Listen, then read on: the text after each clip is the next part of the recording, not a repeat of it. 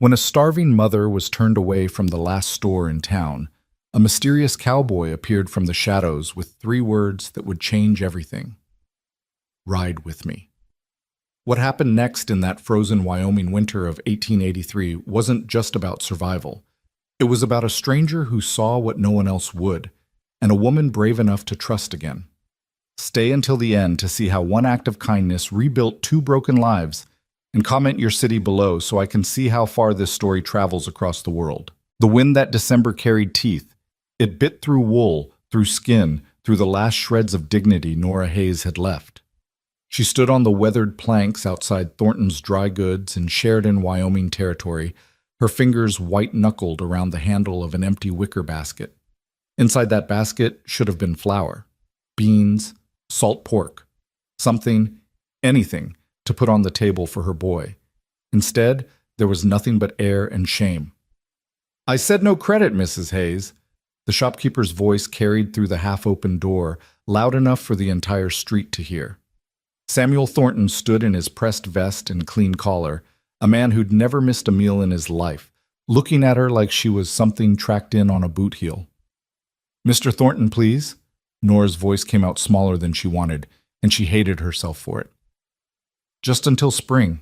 My husband's pension, there's been a delay with the territorial office, and I've got a boy at home who—" "Your husband's been dead 3 years, ma'am." Thornton's face was stone, and his pension dried up 2 years back.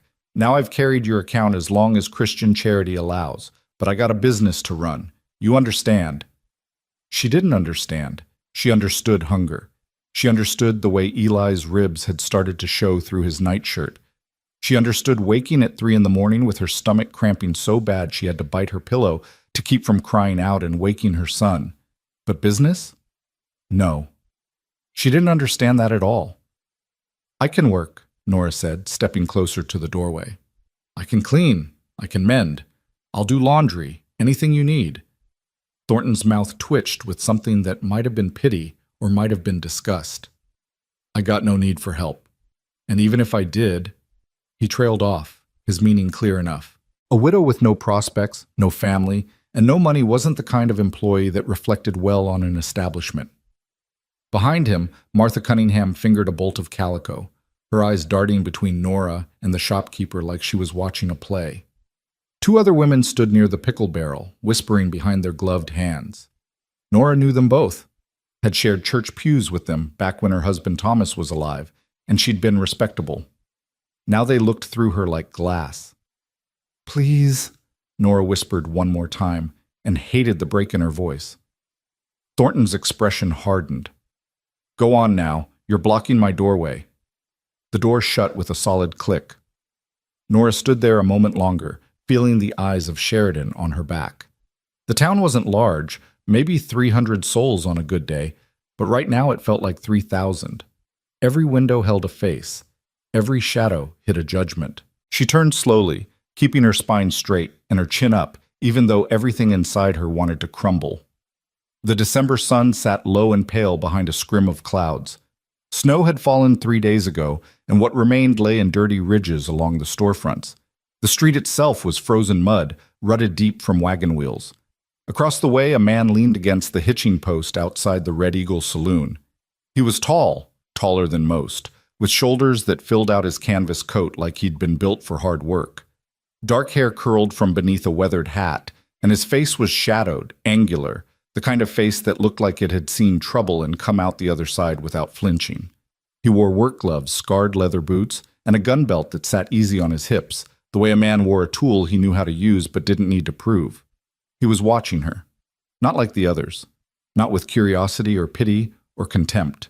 He watched the way a man might watch a storm rolling in, steady, measuring, aware. Nora's cheeks burned. She pulled her shawl tighter and started walking, her boots crunching in the frozen mud. She didn't know where she was going. Home was 3 miles south along the creek, and she'd walked it this morning in the dark.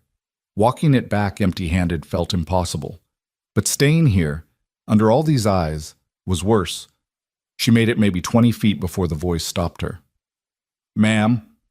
It was low, quiet, the kind of voice that didn't need to shout to be heard. Nora froze, her heart hammering. For a wild second, she thought maybe Thornton had changed his mind. But when she turned, it wasn't the shopkeeper. It was the man from the hitching post. Up close, he was even bigger, not bulky, but solid, like an oak that had weathered 50 winters. His eyes were blue, pale, and clear as creek water, and they held her gaze without wavering. There was no judgment in them, no pity either, just something calm and certain. "You got turned away for food," he said. It wasn't a question. Nora's throat tightened.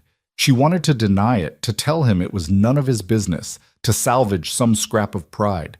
But the truth was written all over her, in the hollow of her cheeks, the threadbare shawl, the basket with nothing in it. "I'll figure something out," she managed. He studied her a moment longer, then glanced past her toward Thornton's store. His jaw tightened just slightly. When he looked back, his voice was quieter still. "You got a child at home?" The question landed like a fist. Nora's breath caught. "How did you—" "Saw you asking about cornmeal and molasses through the window. Nobody buys molasses for themselves." He paused. "Boy or girl?" "Boy," Nora whispered. "Eli. He's 7. The man nodded slowly, as if something had been confirmed. Then he straightened, pulling his gloves tighter, and said the words that would split her life into before and after. "Come with me. I'll fill your table tonight." Nora stared at him. The world seemed to tilt slightly, the way it did when you stood up too fast. What?" "I got supplies in my wagon," he said, nodding toward a canvas-covered rig parked near the livery. "More than I need. And I know a place that'll trade fair for fresh meat. You ride with me, I'll see you home with enough to last the week." It was insane. He was a stranger. She didn't know his name, didn't know where he'd come from, or what he wanted. Every warning her mother had ever given her rang loud in her skull. But louder still was the memory of Eli this morning, his small face pinched and pale, asking if there'd be breakfast. "You don't even know me," Nora said. The man's expression didn't change. "Don't have to." "Why would you—" Her voice cracked. "Why would you help me?" For the first time, something flickered in those pale eyes, something almost like sadness, or maybe recognition, because a child shouldn't go hungry on account of his mama's pride, he said quietly, and because nobody should have to beg for what's right. Nora's vision blurred. She blinked hard, refusing to let the tears fall. Not here, not in the middle of Sheridan, where everyone could see. "I don't have money to pay you back," she whispered. "Didn't ask for money." "Then what do you want?" He was silent for a long moment, his gaze drifting past her toward the mountains that ringed the valley, snow-capped and distant. When he spoke again, his voice carried something she couldn't name, something old and tired and true. "Nothing you ain't willing to give." It should have sounded threatening. It should have sent her running. But the way he said it, quiet and steady, made it sound like the opposite of a demand. It sounded like respect. Nora looked down at her empty basket. She thought of Eli, waiting at home in a cabin that was more gaps than walls, wearing a coat 2 sizes too small. She thought of the winter stretching ahead, cold and merciless. She thought of Thornton's face and Martha Cunningham's whispers, and every door in this town that had closed against her. And then she thought of this stranger, who had no reason to care, offering her something no one else would, a choice. "What's your name?" she asked. "Colt Mercer." "I'm Nora Hayes." He touched the brim of his hat. "Pleasure, Mrs. Hayes." "It's just Nora." The correction came automatically. She hadn't been Mrs. Hayes in any way that mattered for 3 years. Colt nodded, accepting this without comment. Then he gestured toward his wagon. "You ready?" Nora looked back once at Thornton's store, at the warm glow of the lamps inside, at the people moving behind the glass like actors in some play she was no longer part of. Then she turned back to Colt Mercer, this stranger with steady eyes and a voice like gravel and grace, and did something she hadn't done in 3 years. She said yes. "So?" Colt's wagon was old but well kept, the wood oiled and the canvas patched but clean. 2 horses stood in the traces, a matched pair of roans with kind eyes and good feet. Colt offered his hand to help her up onto the bench, and Nora took it, feeling the rough calluses through her worn gloves. He settled beside her, taking up the reins with easy confidence, and clicked his tongue. The horses leaned into their collars, and the wagon lurched forward with a creak of wood and leather. They rolled down Main Street slowly, the wheels crunching through frozen mud. Nora kept her eyes forward, feeling the stairs like brands against her back. Let them look. Let them whisper. She was past caring. Colt didn't speak, and for that she was grateful. The silence between them wasn't uncomfortable. It was just there, like the cold or the sky. He drove with the reins loose in his hands, his posture relaxed, and Nora found herself studying him from the corner of her eye. He looked to be in his mid-30s, though the lines around his eyes suggested he'd lived harder than most. His face was weathered but clean-shaven, his hands scarred in the particular way that came from ranch work, rope burns, barbed wire cuts, the thick calluses of a man who worked with his back and his sweat. There was a knife on his belt, a repeating rifle in the boot beside the bench, and saddlebags that looked like they'd seen 1,000 miles. A drifter, Nora thought, or maybe a ranch hand moving between jobs. Either way, a man with no roots, which made his offer even stranger. "Where are we going?" she asked finally, as they cleared the edge of town and turned south onto the creek road. "Little trading post about 2 miles east," Colt said. "Man name of Jensen runs it. He don't ask questions, and he don't judge. You can get flour, cornmeal, beans, whatever you need. I got pelts to trade, and I'll spot you the difference." "I can't let you be—" "You can," Colt said, not unkindly, "and you will. For the boy." Nora's throat closed up. She looked away, out across the valley where the land stretched white and endless under the pale sky. In the distance, the Bighorn Mountains rose like broken teeth, their peaks lost in cloud. "Why are you doing this?" she asked quietly. Colt was quiet for a long time. The only sounds were the jingle of harness, the creak of wheels, the soft huffing of the horse's breath in the cold. Finally, he said, "You ever been hungry, Nora?" The use of her name, spoken so naturally, made something in her chest tighten. "Yes," she whispered. "I mean really hungry, not missing a meal. I mean days without food, weeks, the kind of hungry where you stop feeling it and start feeling nothing at all." Nora looked at him. His profile was hard, carved, his eyes fixed on the horizon.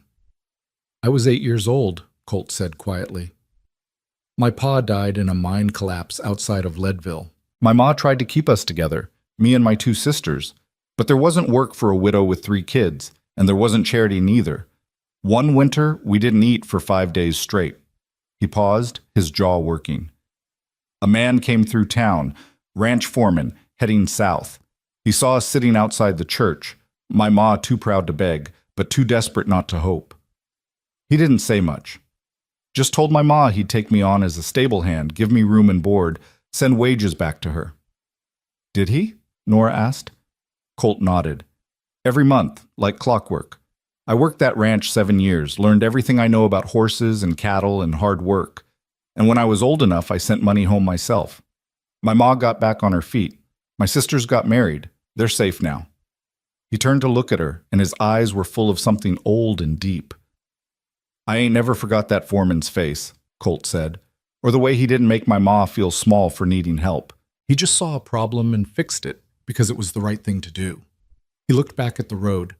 "I figure if I can do the same, I ought to." Nora's vision swam. She blinked hard, her hands twisting in her lap. "You don't owe me this," she said. "Maybe not," Colt agreed, "but your boy don't owe the world his hunger neither." They rode in silence after that, the wagon rocking gently over the frozen ruts. Nora felt something loosening in her chest, something that had been clenched tight for so long she'd forgotten it was there. Hope. Dangerous, fragile, impossible hope. Jensen's trading post sat in a shallow draw where Goose Creek bent east, a squat log building with a sod roof and a crooked chimney leaking smoke. A hand-painted sign hung over the door. Jensen's, fair trade, no credit. Colt pulled the wagon up to the hitching rail and set the brake. "Wait here," he said, swinging down. "I'll bring him out." He disappeared inside, and Nora sat alone in the cold, her breath steaming. Her heart hammered against her ribs. This was real. This was happening. A stranger was buying her food because her own town had turned its back. She should have felt ashamed. Instead, she felt something closer to relief. The door opened and Colt emerged with a man half his size, wiry, grizzled, with a beard that looked like a bird's nest and eyes sharp as broken glass. Jensen took one look at Nora and spat tobacco juice into the snow. "She good for it?" he asked Colt. "I'm good for it," Colt said calmly. Jensen grunted. "What's she need?" Colt glanced at Nora. "Ma'am?" Nora climbed down from the wagon, her legs shaky. "Flour," she said quietly. "Cornmeal, beans, salt pork if you have it, molasses, coffee." Jensen scratched his beard. "That'll run you about $4. Nora's stomach dropped. $4 might as well have been 400, but Colt just nodded. "I got pelts in the back. 3 beaver, 2 mink, and a wolf hide. That cover it?" Jensen's eyes gleamed. He walked around to the back of the wagon, pulled back the canvas, and examined the pelts with the air of a man who knew his business. He ran his fingers over the fur, checked the curing, held them up to the light. "Pelts are good," he said finally. "Real good. I'll give you $6 trade." "Done," Colt said. "Put 4 toward her supplies. I'll take the rest in tobacco and ammunition." Jensen grinned, showing 3 missing teeth. "Now, that's a deal I can work with." They shook on it, and Jensen waved Nora inside. The trading post was cramped and dim, lit by a single oil lamp and smelling of leather, tobacco, and dried meat. Shelves lined the walls, stacked with canned goods, bolts of fabric, tools, traps, and ammunition. A pot-bellied stove glowed in the corner, throwing off blessed heat. Jensen moved with surprising speed, pulling items from shelves and thumping them onto the counter. Flour in a burlap sack, cornmeal, a tin of molasses, a slab of salt pork wrapped in wax paper, coffee beans in a small cloth bag. Nora watched it pile up, her chest tight. This was more food than she'd seen in 6 months. "You need anything else?" Jensen asked, eyeing her worn shawl. "Got some wool blankets in the back, good ones." Nora hesitated, then shook her head. "This is enough. More than enough." Jensen shrugged. "Suit yourself?" He glanced past her toward Colt, who stood by the door, arms crossed, watching. "You got yourself a good man there, missus. Don't let him go." Heat rushed to Nora's face. We're not. "Course not," Jensen said, but he was grinning like he didn't believe her. Colt stepped forward and helped load the supplies into a crate, then carried it out to the wagon with ease. Nora followed, clutching the molasses tin like a lifeline. As Colt secured the crate under the canvas, Jensen leaned against the doorframe and called out, "You ever need more trade, Mercer? You know where to find me, and you, missus." He pointed at Nora with his pipe. "You hold your head up. Ain't no shame in needing help, only shame is in not giving it when you can." Nora nodded, unable to speak. Colt touched his hat to Jensen, then helped Nora back onto the wagon. As they pulled away, she looked back once and saw Jensen still standing in the doorway, smoke curling from his pipe, watching them go with something that might have been approval. The ride back to her cabin took longer than it should have. Colt drove slowly, letting the horses pick their way through the ruts, and Nora didn't mind. The sun was starting to dip toward the mountains, painting the snow in shades of rose and gold, and for the first time in months, she didn't feel the cold pressing in on her. "Your place far?" Colt asked. "Another mile," Nora said. "South along the creek. There's a cabin. Well, what's left of one." Colt nodded, but didn't comment. They rode in silence, the wagon creaking beneath them, and Nora found herself stealing glances at him again. He sat easy in the cold, like it was nothing, his hands steady on the reins. There was something deeply calm about him, something that made her feel like the world might not be as sharp-edged as she'd thought. "You got family around here?" Colt asked after a while. "No," Nora said quietly. "It was just me and Thomas, my husband. We came out here in '78, homesteaded a claim. He worked as a scout for the Army, and I kept the house. When he died," she trailed off. "There was a pension for a while, then there wasn't, and the homestead claim fell through because I couldn't prove up the land. So now it's just me and Eli." "What happened to your husband?" Colt's voice was gentle, like he knew the question might hurt. "Killed by Lakota raiders," Nora said, the words flat and practiced. 3 years ago, up near Tongue River. They sent his body back, and the Army gave me a flag, that was all. Colt was quiet for a long moment. Then he said, "I'm sorry." "Me too." They passed a stand of cottonwoods, bare branches clawing at the sky, and the creek came into view, narrow and frozen, winding through the valley like a silver thread. "That it?" Colt nodded toward a shape in the distance. "That's it," Nora said, and tried not to hear the defeat in her own voice. The cabin leaned like a drunk. It had been built quick and rough. The logs chinked with mud that had cracked and fallen away over the years. The roof sagged in the middle, and one corner of the porch had collapsed entirely. Smoke rose from the chimney, thin and weak, barely enough to keep the frost out. Colt pulled the wagon up to the porch and set the brake. He didn't say anything about the state of the place, which Nora appreciated more than she could say. The door flew open, and Eli burst out. He was small for 7, too small, with knobby knees and arms like sticks. His hair was dark like hers, his eyes wide and bright despite the hunger. He wore a coat that had belonged to his father, the sleeves rolled up half a dozen times, and boots that were more whole than leather. "Mama!" he shouted, then stopped dead when he saw Colt. "It's all right," Nora said quickly, climbing down. "This is Mr. Mercer. He's a friend." Eli looked at Colt with the wary suspicion of a child who'd learned not to trust easily. "You got food?" Colt's expression softened. "I got more than that. You like rabbit stew?" Eli's eyes went wide as moons. "Yes, sir." "Then let's get this inside," Colt said, swinging down from the wagon. He pulled the crate from the back like it weighed nothing and carried it up onto the porch. Eli danced around him, trying to peek inside, and Nora felt her throat close up again. Inside, the cabin was even worse than the outside suggested. It was one room, 12 feet by 12, with a stone fireplace on one end and a rope bed on the other. A table and 2 chairs sat in the middle, both wobbly. There were gaps in the walls where the chinking had fallen out, and the wind whistled through like a living thing. But it was warm, or warm enough, and it was theirs. Colt set the crate on the table and straightened, looking around. Nora saw him take in the patched quilt on the bed, the empty shelves, the lack of everything. But his face didn't change. "You got a pot?" he asked. "Yes," Nora said. "And a skillet." "Good. I'll start the stew. You get a fire going under that pot, and we'll have supper before full dark." He moved with the kind of efficiency that came from years of practice, pulling ingredients from the crate, setting them on the table. Eli stood beside him, eyes huge, watching every movement like it was a magic trick. Nora found herself moving too, without thinking, fetching the pot, filling it with water from the bucket by the door, hanging it over the fire.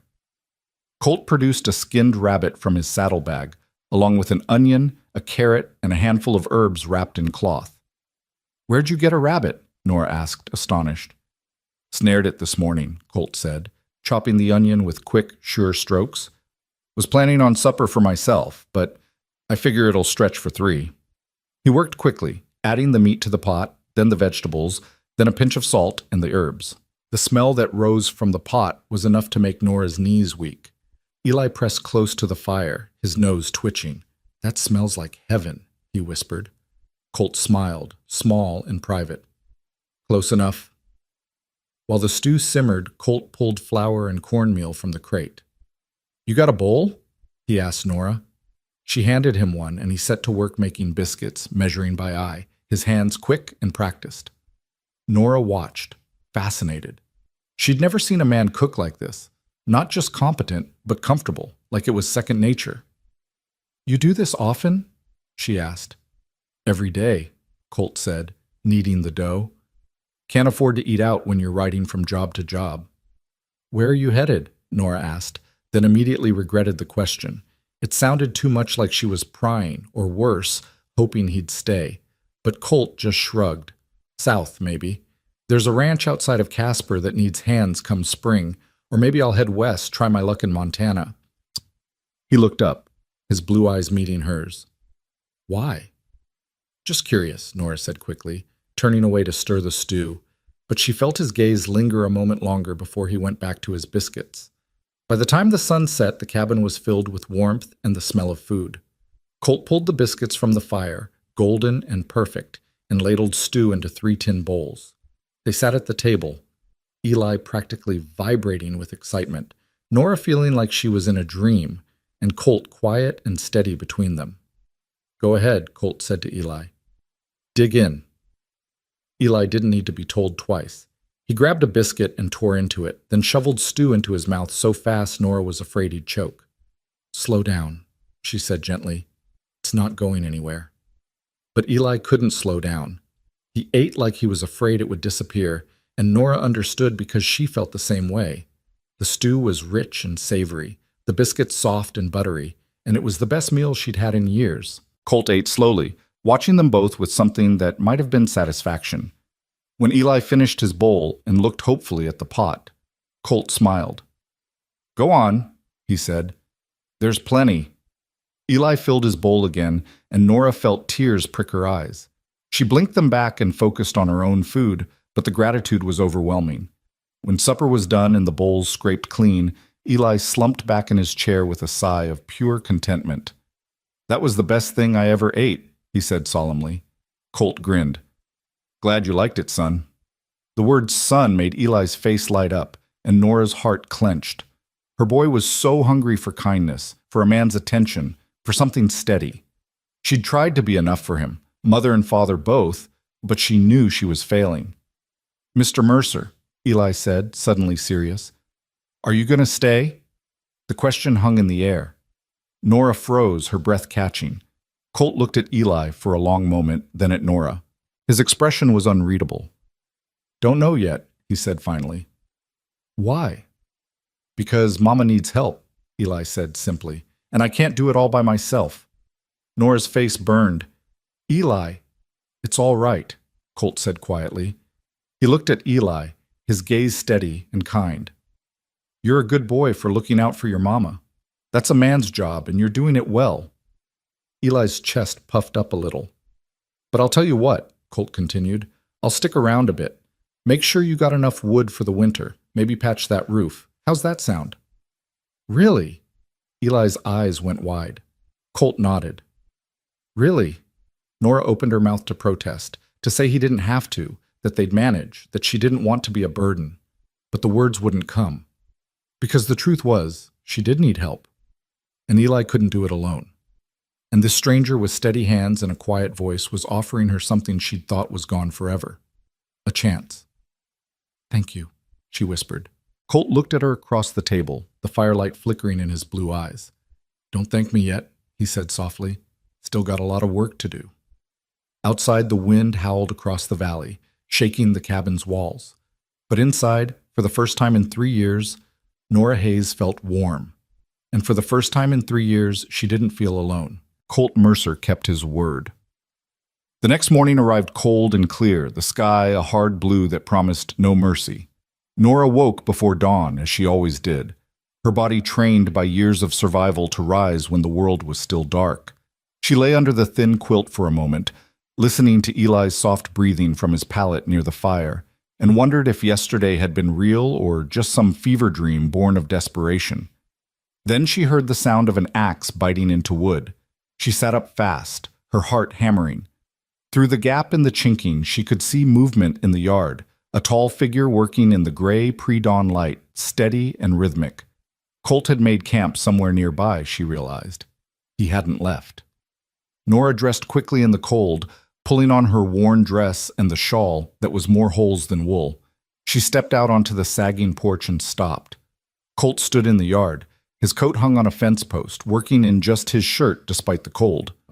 He'd found her pathetic woodpile, little more than a few half-rotted branches, and was systematically splitting logs he must have hauled from somewhere down by the creek.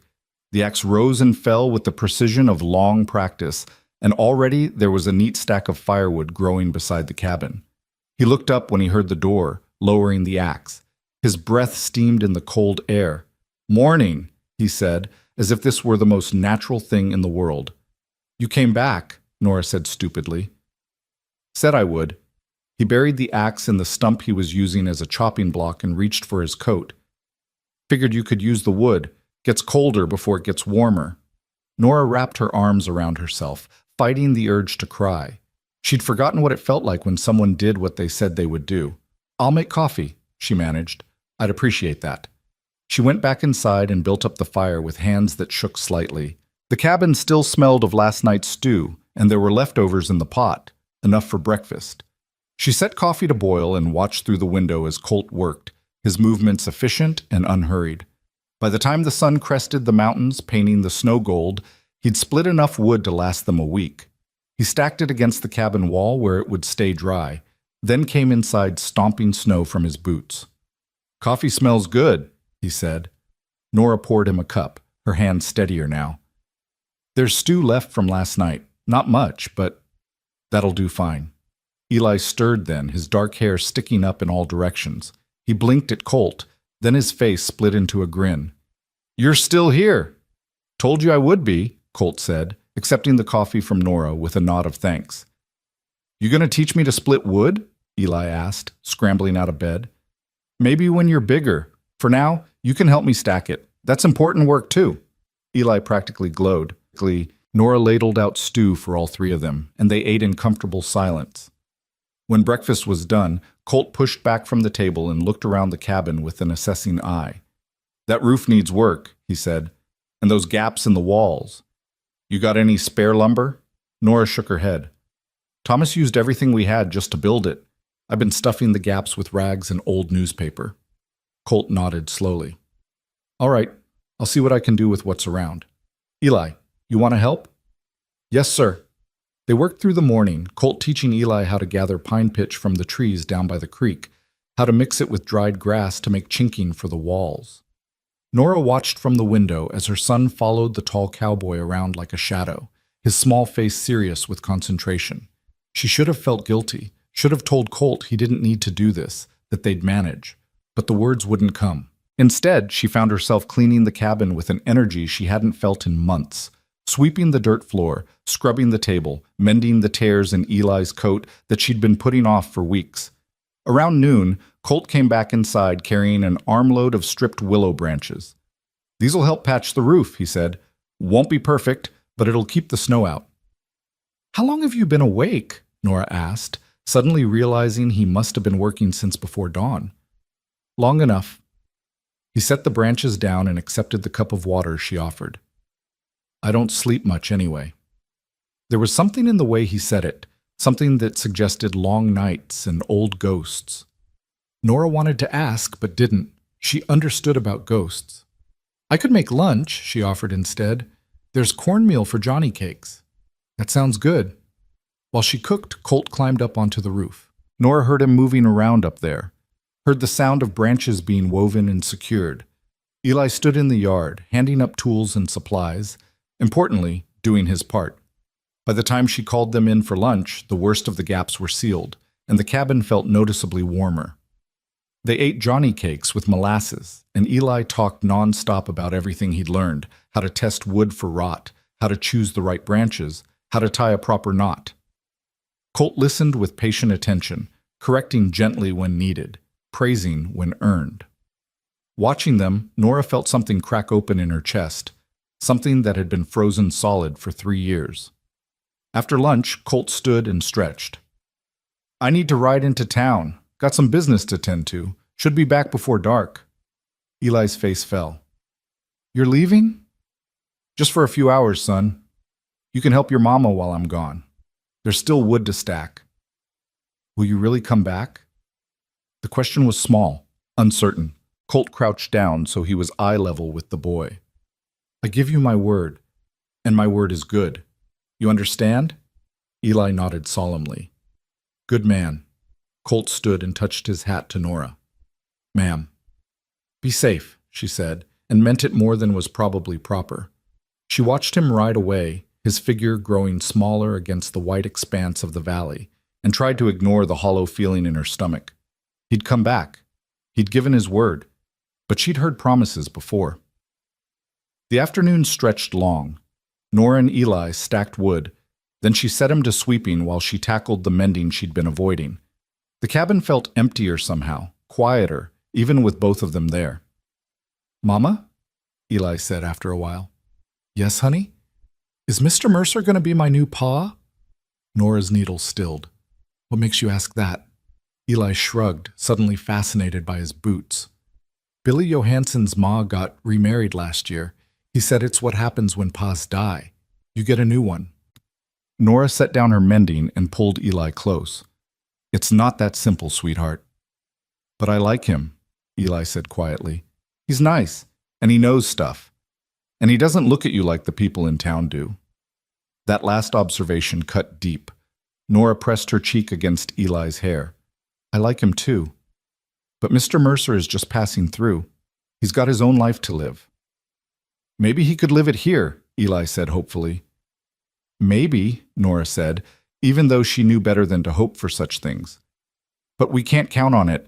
We have to be ready to take care of ourselves. I know, Eli said, but it's nicer when he's here. Yes, Nora whispered.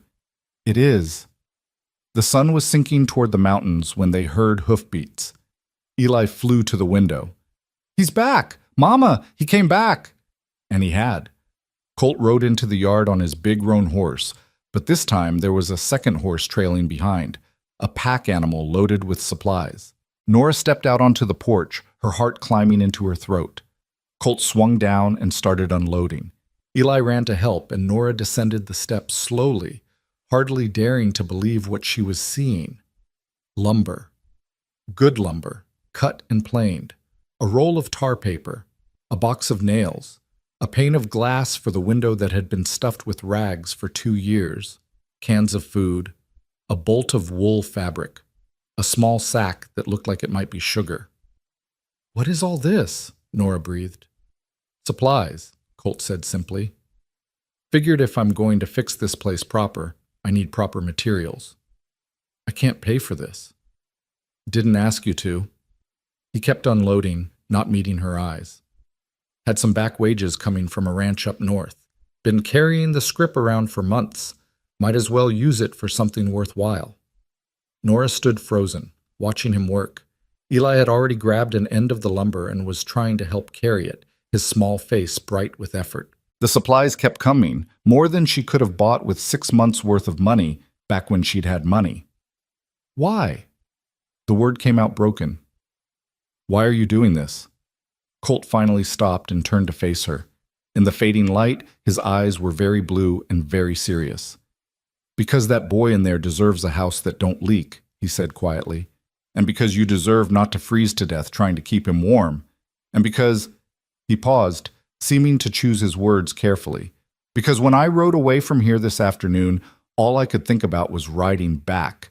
And that ain't something that happens to me much. The confession hung in the cold air between them. Nora's breath caught. I don't understand you, she whispered. Don't have to understand it, Colt said. Just have to let me help. Before she could respond, Eli called out from the cabin. Mr. Mercer, where do you want this? The moment broke. Colt turned away, and Nora pressed her hand to her chest, feeling her heart hammer against her ribs. She didn't understand him. Didn't understand why a drifting cowboy would spend his wages on a broken cabin and a widow he barely knew. But she was starting to understand something else. She was starting to hope. And that was terrifying. They spent the evening unloading and organizing supplies. Colt carried the heavy lumber like it weighed nothing, stacking it carefully under the eaves where it would stay dry. The tar paper he rolled out to inspect, nodding with satisfaction. The glass pane he handled with particular care, wrapping it in cloth and setting it inside where it wouldn't break. Nora made supper from the supplies he'd brought, beans with salt pork, cornbread, and coffee that was actually fresh instead of thrice-boiled grounds. There was even a tin of peaches, which Eli regarded with the reverence usually reserved for religious artifacts. Can we open it? He asked breathlessly. Save it for something special, Nora said. This is special, Eli insisted. Mr. Mercer came back. Colt laughed, a low, rusty sound, like he didn't do it often. The boy makes a fair point.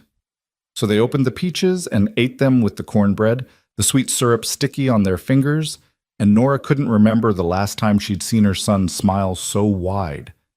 After supper, Colt pulled out a whetstone and started sharpening his knife, while Eli peppered him with questions. Where had he been? What had he seen? Did he know how to shoot a gun? Could he teach him? You're too young for shooting yet, Colt said. But I can teach you other things. How to read tracks, how to tell good water from bad, How to start a fire in the rain. Really? Really, those things will keep you alive longer than any gun. Eli absorbed this wisdom solemnly. Then, with the sudden topic shift of children, he asked, "Do you got a family?" Colt's hand stilled on the knife. For a moment, Nora thought he wouldn't answer. Then he said quietly, "Had one once. My ma passed 5 years back. My sisters are married and settled. Got nieces and nephews I ain't never met." "Why don't you visit them?" Eli asked. "They got their lives. I got mine." Colt went back to sharpening, the steel singing against the stone. "I ain't much for staying in one place." "Why not?"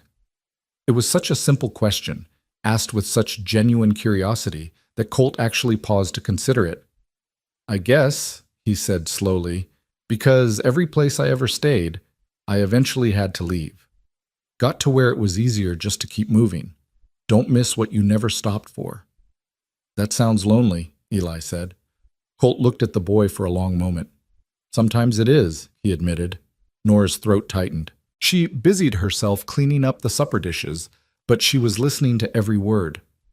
"You could stay here," Eli said hopefully. "Then you wouldn't be lonely." "Eli," Nora said gently, "don't pester Mr. Mercer." "I'm not pestering. I'm just saying—" "It's all right," Colt interrupted. He slid the knife back into its sheath and looked at Eli with surprising gentleness.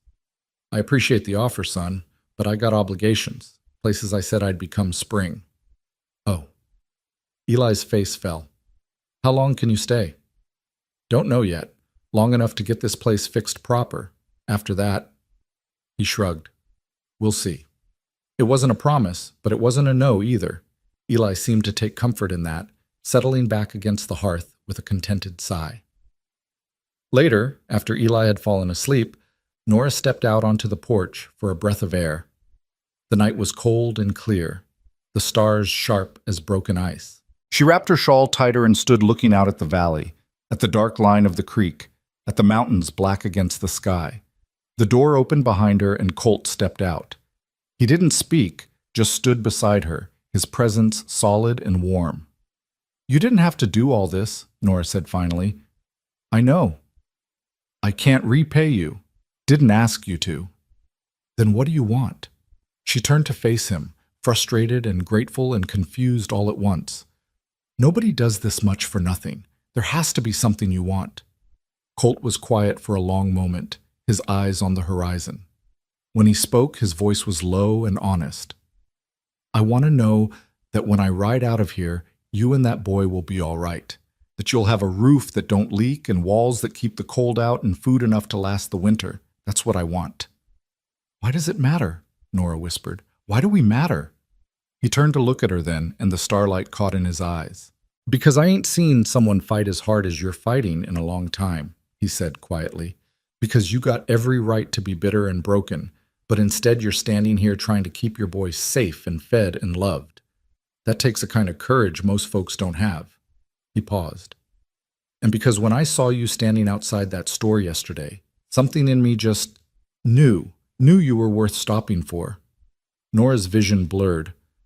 "I'm not special. I'm just trying to survive." "That's what makes you special," Colt said. "You're still trying." They stood together in the cold, not touching but close enough to share warmth. Nora felt something shifting inside her, something that had been locked down tight for 3 years starting to open. "How long will you stay?" she asked, echoing Eli's question. "As long as it takes," Colt said, "and maybe a little longer." It wasn't a promise, but it was enough. The next morning, Colt started on the roof in earnest. He worked through the morning cold, tearing off the worst of the rotted shingles and replacing them with new lumber. Nora could hear him up there, hammering with steady rhythm while she went about her chores inside. Around midday, she heard voices and looked up to see 2 riders approaching the cabin. Her stomach clenched. Visitors usually meant trouble. Colt climbed down from the roof, wiping his hands on his pants. The riders pulled up. 2 men she recognized from town. Frank Dawson and Pete Riley, ranch hands from one of the big spreads north of Sheridan. "Help you?" Colt asked, his tone neutral but his posture watchful. Dawson, the older of the 2, spat tobacco juice into the snow. Just curious what you're doing out here, friend. This is Ms. Hayes's place. I know whose place it is. She hired me to do repairs. That's so? Dawson looked toward the cabin where Nora stood in the doorway. You paying him, Nora? Because word in town is you ain't got two coins to rub together. Heat flooded Nora's face. That's none of your concern, Frank. Just seems odd, Riley chimed in. A stranger coming around doing all this work for free makes a man wonder what he's expecting in return. The insinuation was clear and ugly. Colt went very still. You got something to say, he said quietly. Say it plain. Dawson grinned, showing brown teeth. Just saying it's interesting. Widow woman, man passing through. People talk. Let them talk, Colt said. I ain't concerned with gossip. Maybe you should be. This here's a decent community. We look after our own. Funny, Colt said, his voice dropping lower. Because from where I'm standing, your decent community let this woman and her boy damn near starve, so you'll forgive me if I don't take lessons in decency from you. Dawson's face darkened. You best watch your mouth, Drifter. Or what? Colt's hand didn't move toward his gun, but something in his posture shifted. You gonna run me off? You're welcome to try. The air went tight and dangerous. Riley's hand dropped toward his pistol, and Nora's heart stopped. Frank, Pete. She stepped off the porch, forcing her voice to stay calm. Mr. Mercer is here because I asked him to be. He's been nothing but respectful. If you got a problem with that, you can take it up with me. Dawson looked at her, his expression caught between contempt and something uglier. You sure that's the story you want to stick with, Nora? Because once your reputation's gone, my reputation was gone the day Tom died, and this town decided I wasn't worth helping, Nora said, surprised by the steel in her own voice. So you can take your concern and ride back to town with it. We don't need it here. For a long moment, nobody moved. Then Dawson spat again and yanked his horse's head around. Don't say we didn't warn you, he muttered, and kicked his horse into a trot. Riley followed, casting one last dark look over his shoulder. When they were gone, Nora let out a shaking breath. Colt stood motionless, watching until the riders disappeared over the rise. I'm sorry, Nora said quietly. I didn't think... You got nothing to apologize for. Colt turned to face her and his eyes were hard. But they're right about one thing. People will talk. Let them. Nora. He said her name gently. I don't care what they say about me. But you and Eli, you gotta live here after I'm gone. If they decide you're not respectable, then they'll treat me exactly like they already do, Nora interrupted. I lost respectable 3 years ago, Colt. All I got left is survival. And right now, you're the only reason we might actually survive the winter. She wrapped her arms around herself. So let them talk. At least we'll be warm while they do it. Something shifted in Colt's expression, something almost like admiration. You're tougher than you look. I have to be.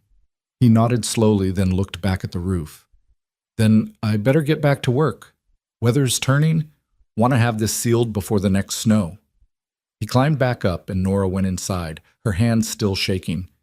Through the window, she could see Eli playing with a stick near the woodpile, oblivious to what had just happened. She was glad. Let him have one more day of believing the world was kind. The afternoon passed in tense quiet. Nora couldn't shake the feeling of being watched, though when she looked, there was nothing but empty valley. By evening, Colt had finished the worst of the roof and come inside to warm up. It'll hold now, he said, accepting coffee gratefully. Next storm won't get through. Thank you. He looked at her across the small cabin. You worried about those men? A little, Nora admitted. They'll tell everyone in Sheridan. By Sunday, the whole town will know you're here. That bother you? It should. She stirred her coffee absently. But honestly, I can't bring myself to care. They already decided I was beyond help. At least now I actually am getting help. Colt's mouth quirked in something that might have been a smile. You got more spine than half the men I've known. Spine doesn't put food on the table. No, but it keeps you standing while you figure out how to get it there. He paused. You ever think about leaving, going somewhere where folks don't know you? Nora shook her head. With what money? And go where? At least here I got a roof, barely, but it's mine. Or it was Tom's, which is close enough. What about family? You got people anywhere? My parents died of cholera when I was 16, no siblings. Tom was an only child too. She set down her coffee. It's just us. Has been for a long time. Colt absorbed this quietly. Then he said, Well, you ain't alone now. The word settled into Nora's chest like a warm coal. She wanted to ask what he meant, how long now would last, whether he meant it as more than just these few days. But she was afraid of the answer, so she just nodded. That night, after Eli was asleep, Colt prepared to head back to his camp. He'd been sleeping rough somewhere down by the creek, refusing Nora's offers of the floor by the fire. Too cold for camping, Nora protested. You'll freeze. I've slept in worse. He pulled on his coat, checking that his rifle was secure. Besides, with those men sniffing around, it's better if I'm not here at night. Don't need to give them more to talk about. I don't care what they... I know you don't, but I do. His expression was serious. Your reputation matters, Nora. For Eli, if not for you. He'll have to grow up in this town. Go to school here, make friends here. I won't be the reason he gets treated like dirt. Nora wanted to argue, but she knew he was right. In a place like Sheridan, reputation was currency, and hers was already devalued. Better not to make it worse. Be careful, she said instead. It's dark. I'll be fine. He touched his hat. See you in the morning. She watched him disappear into the night, then barred the door and climbed into bed beside Eli. But sleep was long in coming. She lay in the dark listening to the wind, thinking about blue eyes and steady hands, and the way Colt said her name like it meant something. She was in danger, she realized, not from Colt, but from her own heart, which was starting to hope for things that couldn't be. The days that followed fell into a rhythm. Colt arrived each morning at first light and worked until dusk. He fixed the window, installed the glass pane so the cabin actually held heat. He patched the gaps in the walls with proper chinking mixed from clay and grass. He reinforced the porch so it no longer sagged. He built shelves for the pantry and a proper ladder up to the loft where Eli could sleep, giving Nora back her privacy. He worked with the focused intensity of a man who knew his time was limited, and Nora tried not to think about what that meant. Eli followed him everywhere, soaking up knowledge like parched ground, soaking up rain. Colt taught him how to set snares for rabbits, how to read the weather in the clouds, how to tell good timber from bad. He was patient and kind, treating the boy like he mattered, and Nora watched her son blossom under the attention. At night, they shared supper, always something simple but filling. Colt had a gift for stretching supplies, for making a little bit go a long way. He told stories sometimes, tales of places he'd been and things he'd seen, and Eli listened with wide eyes while Nora tried to memorize the sound of his voice. A week passed, then two. December deepened, and the cold came hard, but the cabin stayed warm. The supplies Colt had brought were lasting, supplemented by the rabbits he snared and the occasional grouse he shot. Nora found herself watching him when he wasn't looking, the way he moved, efficient and sure. The way his hands worked, scarred but gentle. The way he looked at her sometimes when he thought she wasn't paying attention, like he was trying to figure something out. She was falling, she realized. Falling into something that had no future, no promise, no safety. And she couldn't seem to stop. One evening, Colt stayed later than usual. Eli had fallen asleep by the fire, worn out from a day of helping haul water. Colt sat mending a harness while Nora worked on patching Eli's spare shirt. You're good at that, Nora observed, watching his hands work the leather. Had lots of practice. He tied off a stitch and examined his work. Been working ranches since I was 15. You learn to fix things yourself or they don't get fixed. Is that what you've always done? Ranch work? Mostly. Tried mining for a year down in Colorado. Damn near got myself killed when a tunnel collapsed.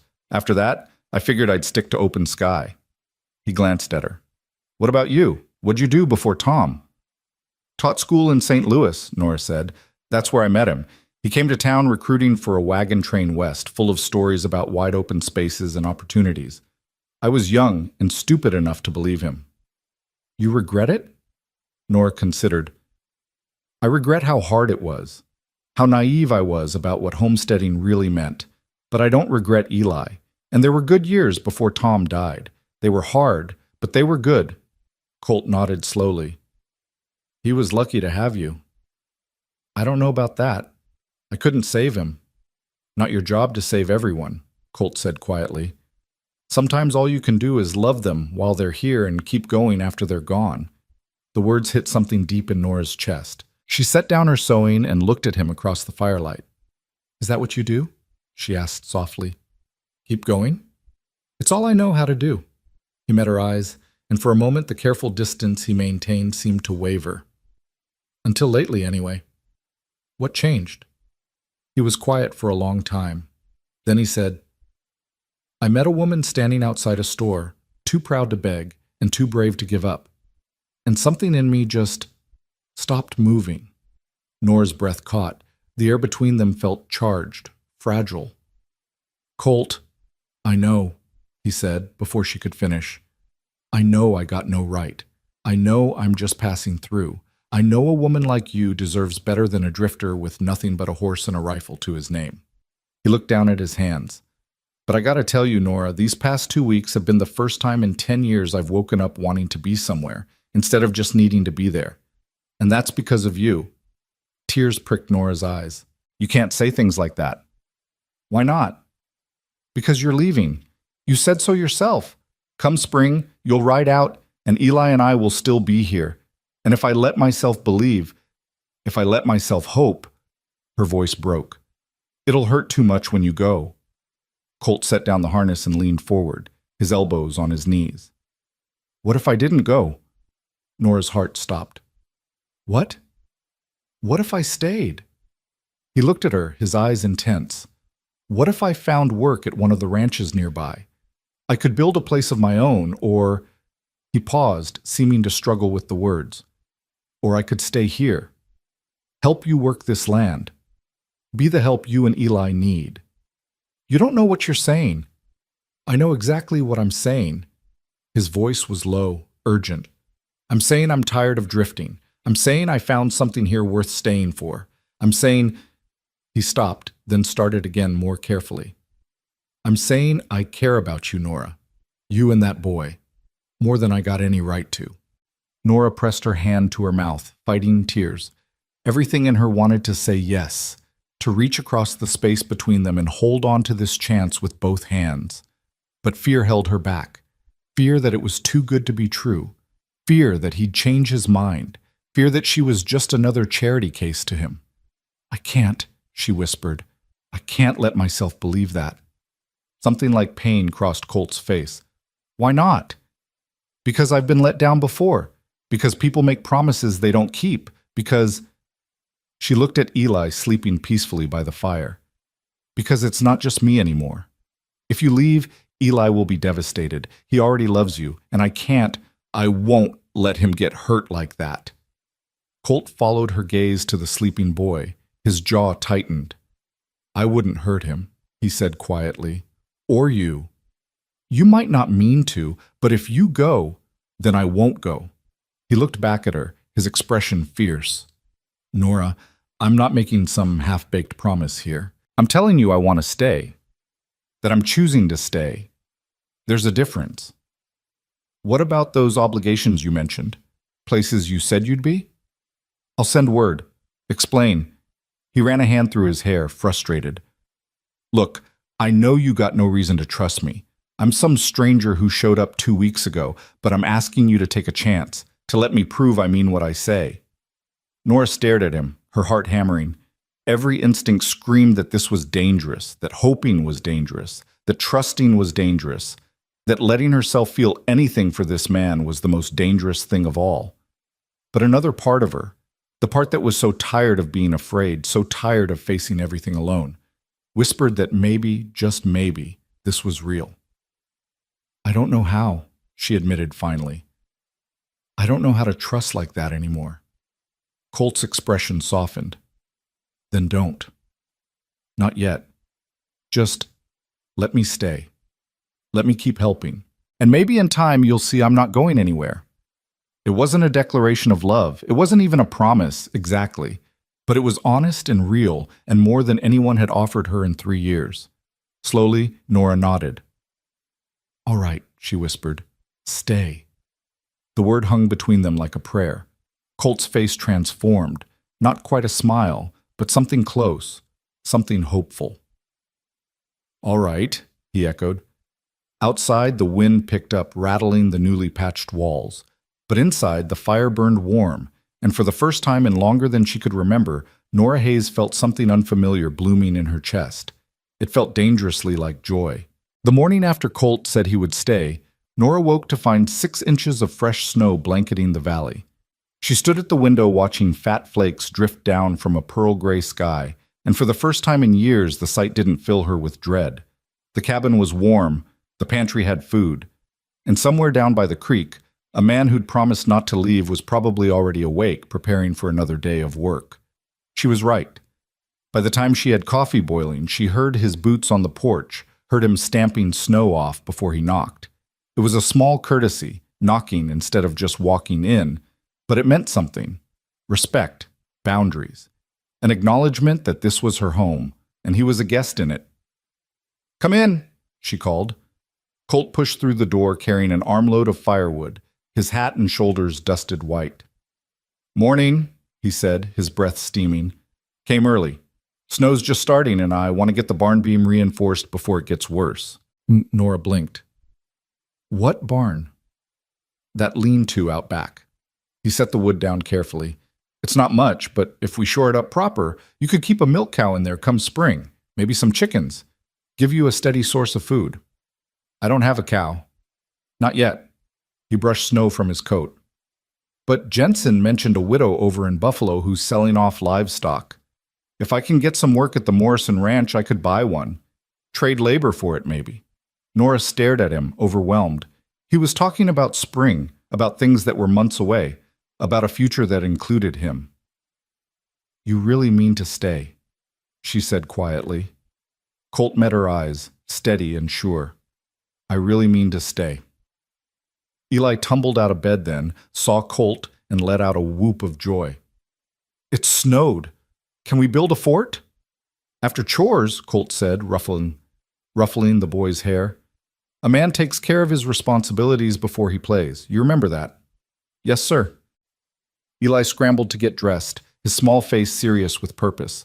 They ate breakfast quickly, cornmeal mush with molasses, and then Colt and Eli bundled up and headed out into the snow. Nora watched them through the window, saw Colt showing Eli how to clear a path, how to stack snow so it wouldn't drift against the door. Her son followed every instruction with intense concentration, desperate to please this man who'd become his hero. She understood the feeling. She was half in love with Colt Mercer herself, though she was terrified to admit it. The day passed in quiet industry. Colt worked on the lean-to while Eli helped as best he could, carrying tools and holding boards steady. Nora tackled the washing, then started on bread, her hands working the dough while her mind wandered to dangerous territory. What would it be like if Colt truly stayed? If this became their life, not just borrowed time, but something real and permanent? She tried not to hope too hard. Hope was expensive, and she'd spent all her currency on it 3 years ago when Tom died. Around noon, riders appeared through the snow. 3 of them this time, and Nora's stomach dropped when she recognized Samuel Thornton leading them. With him were Frank Dawson and Sheriff John Garrett, a hard-faced man who'd never shown her anything but cold courtesy. Colt saw them too. He set down his hammer and walked to meet them, his posture deceptively relaxed. Nora grabbed her shawl and hurried outside, Eli at her heels. "Afternoon, Mercer," Sheriff Garrett said, his voice neutral but his hand resting on his gun belt in a way that wasn't friendly. "Sheriff," Colt's tone matched his, polite, guarded. "Something I can do for you?" "Got some concerns." Garrett shifted in his saddle.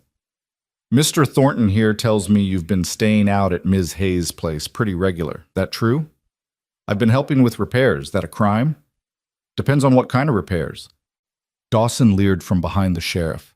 "Word is you've been here awful late some nights." Colt's jaw tightened, but his voice stayed level. "Word is wrong. I camp down by the creek. Only time I'm here is daylight, working. You can ask Ms. Hayes." All eyes turned to Nora. She lifted her chin and stepped forward, ignoring the way her heart hammered. "Mr. Mercer has been nothing but respectful," she said firmly. "He's fixed my roof, patched my walls, and made sure my son won't freeze this winter. That's all." That's all. Thornton's voice dripped with skepticism. Nora, be reasonable. A man doesn't do all that for nothing. What's he getting in return? The implication made Nora's face burn. How dare you? Easy now. Sheriff Garrett held up a hand. Nobody's accusing anybody of anything, but you got to understand, Nora, folks in town are talking. A single woman, a stranger living on her property. He's not living on my property, Nora snapped. He's working on it. There's a difference. Is there? Thornton leaned forward in his saddle. Because from where we're sitting, it looks like you've taken up with some drifter, and that reflects poorly on the whole community. The community that turned me away when I asked for help?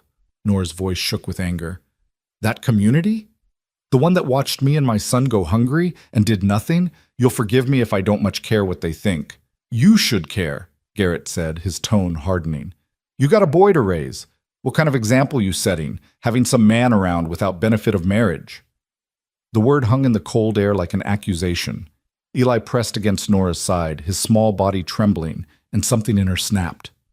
Get off my land, she said, her voice low and fierce. Garrett's eyebrows rose. Now, Nora, I said get off my land. She took a step forward. This claim may not be proved up proper, but it's still mine by right of my husband's service. And I'm telling you to leave. All of you. We're just trying to help. You're trying to shame me. There's a difference. Nora's hands clenched into fists. Mr. Mercer has shown me more Christian charity in 2 weeks than this town has shown in 3 years. So you can take your concerns and your gossip and your hypocritical judgment and leave. Now. For a long moment, nobody moved. Then Colt stepped up beside Nora, not touching her but close enough to show solidarity. You heard the lady, he said quietly. Time to ride. Garrett's face darkened. You're making a mistake, Nora. Both of you. Maybe, Nora said. But it's my mistake to make. The sheriff held her gaze a moment longer, then jerked his horse's head around. Don't say we didn't warn you. Come on, boys. They rode off through the snow, and Nora stood shaking, adrenaline singing through her veins. Beside her, Colt let out a slow breath. That was brave, he said quietly. That was stupid, Nora countered, pressing a hand to her racing heart. They'll make trouble now. Let them try. Colt's voice held an edge she hadn't heard before, something hard and unyielding. I ain't letting anybody hurt you or Eli. I don't care who they are. Eli looked up at him, his eyes wide. You mean it? I mean it, son. The boy threw his arms around Colt's waist, hugging tight, and Nora watched something transform in the cowboy's face, saw the hardness soften into something almost tender. He rested one big hand on Eli's head, gentle as a benediction. It's all right, he murmured. Nobody's going to hurt your mama, I promise. It was a promise he shouldn't make, couldn't guarantee. But watching him hold her son, seeing the fierce protectiveness in his eyes, Nora found herself believing him anyway. That night, after Eli was asleep, Colt stayed later than usual. He claimed he wanted to finish installing a latch on the window, but Nora suspected the truth. He was worried the men might come back, worried about leaving her alone. They won't do anything tonight, Nora said, pouring him coffee. They're not that bold. Maybe not, but I don't trust Dawson or Thornton. Colt accepted the cup, cradling it in his scarred hands. Men like that, they think they got a right to control everything around them. When someone pushes back, they push harder. I know. Nora sat across from him, suddenly exhausted. I should have just kept quiet. Let them say their piece and leave. No, Colt's voice was firm. You stood up for yourself, for us. That took courage. Or foolishness. There's a fine line sometimes. He smiled slightly. But I'm glad you did it. They sat in comfortable silence, the fire crackling, the wind moaning outside. Nora studied him into the firelight, the strong lines of his face, the way his shoulders curved slightly forward like he'd spent a lifetime carrying heavy things. Can I ask you something? She said finally. Anything. Why didn't you ever settle before? You're what, 35, 36? Most men your age have families, homes. Colt was quiet for a long moment. 37, he said. And I guess I never found a reason good enough to stop moving. He turned the cup in his hands. My pa died when I was 8. Like I told you, my ma remarried when I was 14, a man who didn't want another man's kids around. So I left, figured I'd make my own way. That must have been hard. It was what it was. He shrugged. I worked ranches, saved money, sent some home to my sisters, moved when the work dried up. After a while, it became habit. I'd be somewhere 6 months, maybe a year, and then I'd get restless. Start thinking about what was over the next hill. So I'd move on. What changed? Nora asked softly. Colt looked at her, and his eyes held something raw and honest. You did. You and Eli. I look at what you got here, this little cabin, this hard life. Somewhere 6 months, maybe a year, and then I'd get restless. Start thinking about what was over the next hill. So I'd move on. What changed? Nora asked softly. Colt looked at her, and his eyes held something raw and honest. You did. You and Eli. I look at what you got here, this little cabin, this hard life, and instead of wanting to run, I want to stay. I want to help build something. He stopped, seeming to struggle with the words. I want to belong somewhere, to someone. And for the first time in my life, I think maybe I could. Nora's throat tightened. You don't even really know me. I know enough. I know you're brave and stubborn and proud. I know you love your son more than your own life. I know you've been knocked down so many times you should have stayed down, but you keep getting back up. He leaned forward slightly. That's enough for me. Colt, I'm not asking for anything you ain't ready to give, he interrupted gently. I'm just telling you where I stand. So you know. So there's no confusion. Nora's heart hammered against her ribs. She wanted to tell him she felt the same, that she lay awake at night thinking about him, that she caught herself watching for him in the mornings, that the thought of him leaving made her chest ache, but fear held her tongue. I'm afraid, she admitted instead. Of what? Of this, of hoping, of letting myself believe. Her voice broke. What if you change your mind? What if you wake up one day and realize this isn't what you want? Eli can't go through that. Colt set down his cup and reached across the table. He didn't take her hand, didn't presume, just rested his own palm up in offering. After a moment's hesitation, Nora placed her hand in his. His grip was warm, calloused, steady. I can't promise I'll never make mistakes, he said quietly. I can't promise this'll be easy, because life out here never is. But I can promise I won't leave. I can promise I'll work hard and do right by you and Eli, and I can promise that when I give my word, I keep it. He squeezed her hand gently. That enough? Nora looked at their joined hands, at the contrast of his rough skin against hers. It should have felt presumptuous. Instead, it felt right. For now, she whispered. It's enough for now. They sat like that until the fire burned low, hands clasped across the scarred table, not speaking because words weren't necessary. Outside, the snow continued to fall, covering the valley in white silence. And inside, something fragile and precious began to grow, something that felt dangerously like a future. The next week brought more snow and bitter cold. Colt worked steadily, finishing the lean-to and starting on a proper chicken coop. He talked about the future like it was certain, about planting a garden in spring, about getting laying hens, about maybe clearing another acre for hay. Eli absorbed every word like gospel, following Colt everywhere, imitating his walk, his gestures, the way he tilted his hat against the sun. Watching them together made Nora's heart swell and ache at the same time. She'd been alone for so long, carrying everything herself. Now suddenly, the weight was shared, and she didn't quite know how to accept it. One afternoon, Colt rode into Sheridan for supplies. He'd been hesitant to leave them, but they needed nails and tar paper, and Nora insisted they'd be fine. She and Eli spent the day inside, baking and cleaning, trying not to watch the road too obviously. He returned just before dusk, his saddlebags full, and something else, a bundle wrapped in oilcloth that he handed to Eli with unusual solemnity. Go on, he said. Open it. Eli's hand shook as he unwrapped the package. Inside was a knife, small, well-made, the blade folded into a wooden handle. A boy's first knife, the kind that said he was trusted, that he mattered. It's yours, Colt said, but it comes with responsibility. You don't use it unless you need it. You keep it sharp and clean, and you never ever use it in anger, understand? Yes, sir, Eli breathed, his eyes huge. Good man. Colt showed him how to open and close it properly, how to hold it safely. Your pa would have given you one when you were ready. I hope you don't mind me stepping in. Eli looked up at him, his young face struggling with emotion. I don't mind, he said. Then, hesitantly, would it be okay if I called you Pa?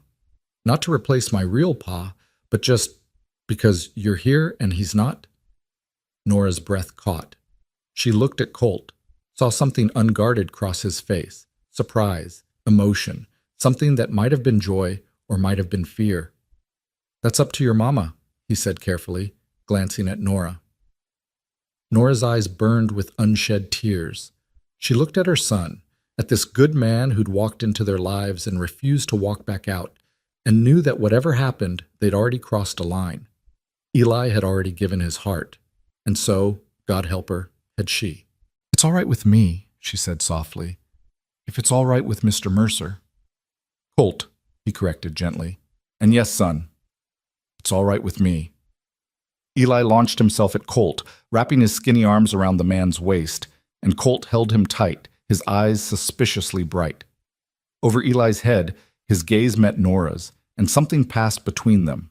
An acknowledgement, an acceptance, a promise that didn't need words. They were becoming a family. The thought should have terrified her. Instead, it felt like coming home. Christmas came quietly. They had no decorations, no gifts beyond what Colt had already given. But Nora made Johnny cakes with the last of the molasses, and Colt surprised them with a small spruce tree he'd cut and dragged back, which they decorated with strips of cloth and strings of dried berries. Eli was beside himself with joy.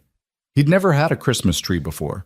Tom had always said they were foolishness, a waste of time. But Colt set it up near the fire and stepped back to admire their handiwork with the seriousness of a man appreciating fine art.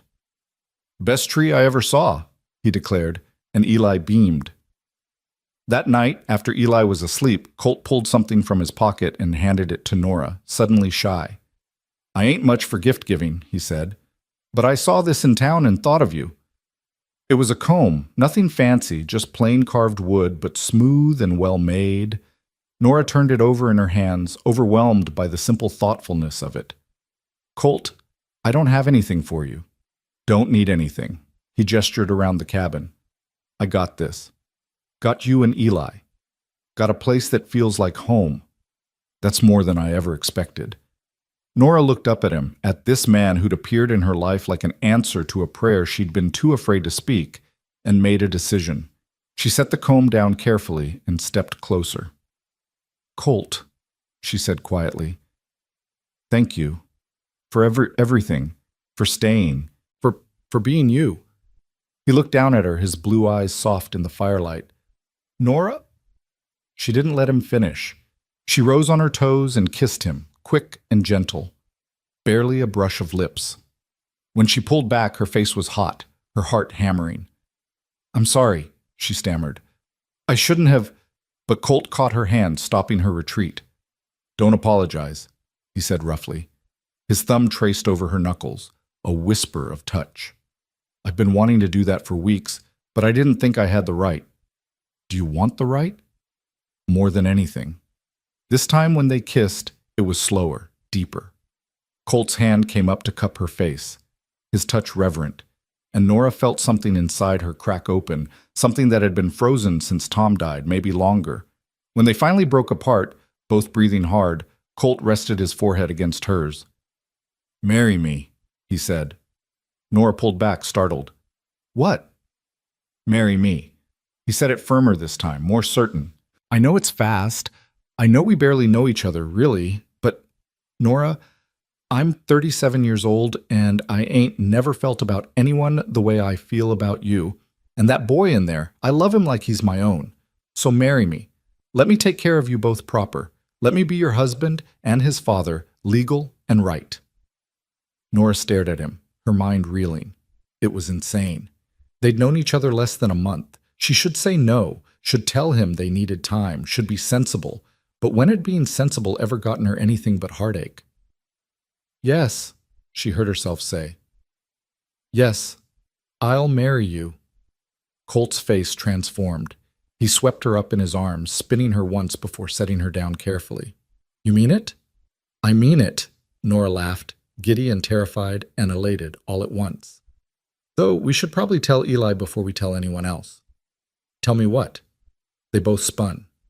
Eli stood by his pallet, rubbing his eyes, his hair sticking up in all directions. Nothing, sweetheart, Nora said automatically.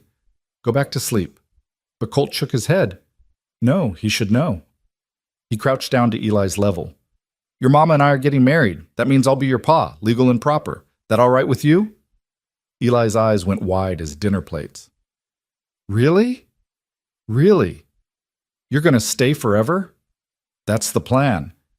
Eli let out a whoop that probably woke every animal within a mile and threw himself at Colt, then at Nora, then at them both together.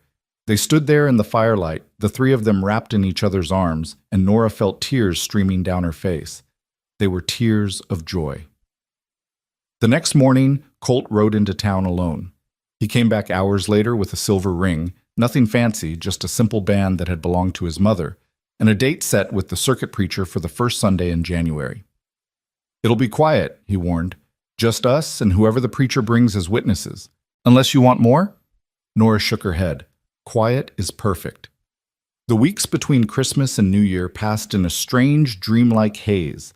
Colt continued working on the property, but now he worked with a different energy, the energy of a man building his own home, not just helping someone else with theirs. He talked about adding a room onto the cabin, about putting in a proper window on the east wall to catch the morning light, about a dozen small improvements that would make their life easier. Their life. Not hers. Theirs. Nora caught herself watching him constantly, still half afraid he'd disappear like smoke. But every morning he was there, and every night he kissed her goodnight before heading to his camp by the creek, proper and respectful, even though they both knew that would change soon. On New Year's Eve, they sat up late together while Eli slept.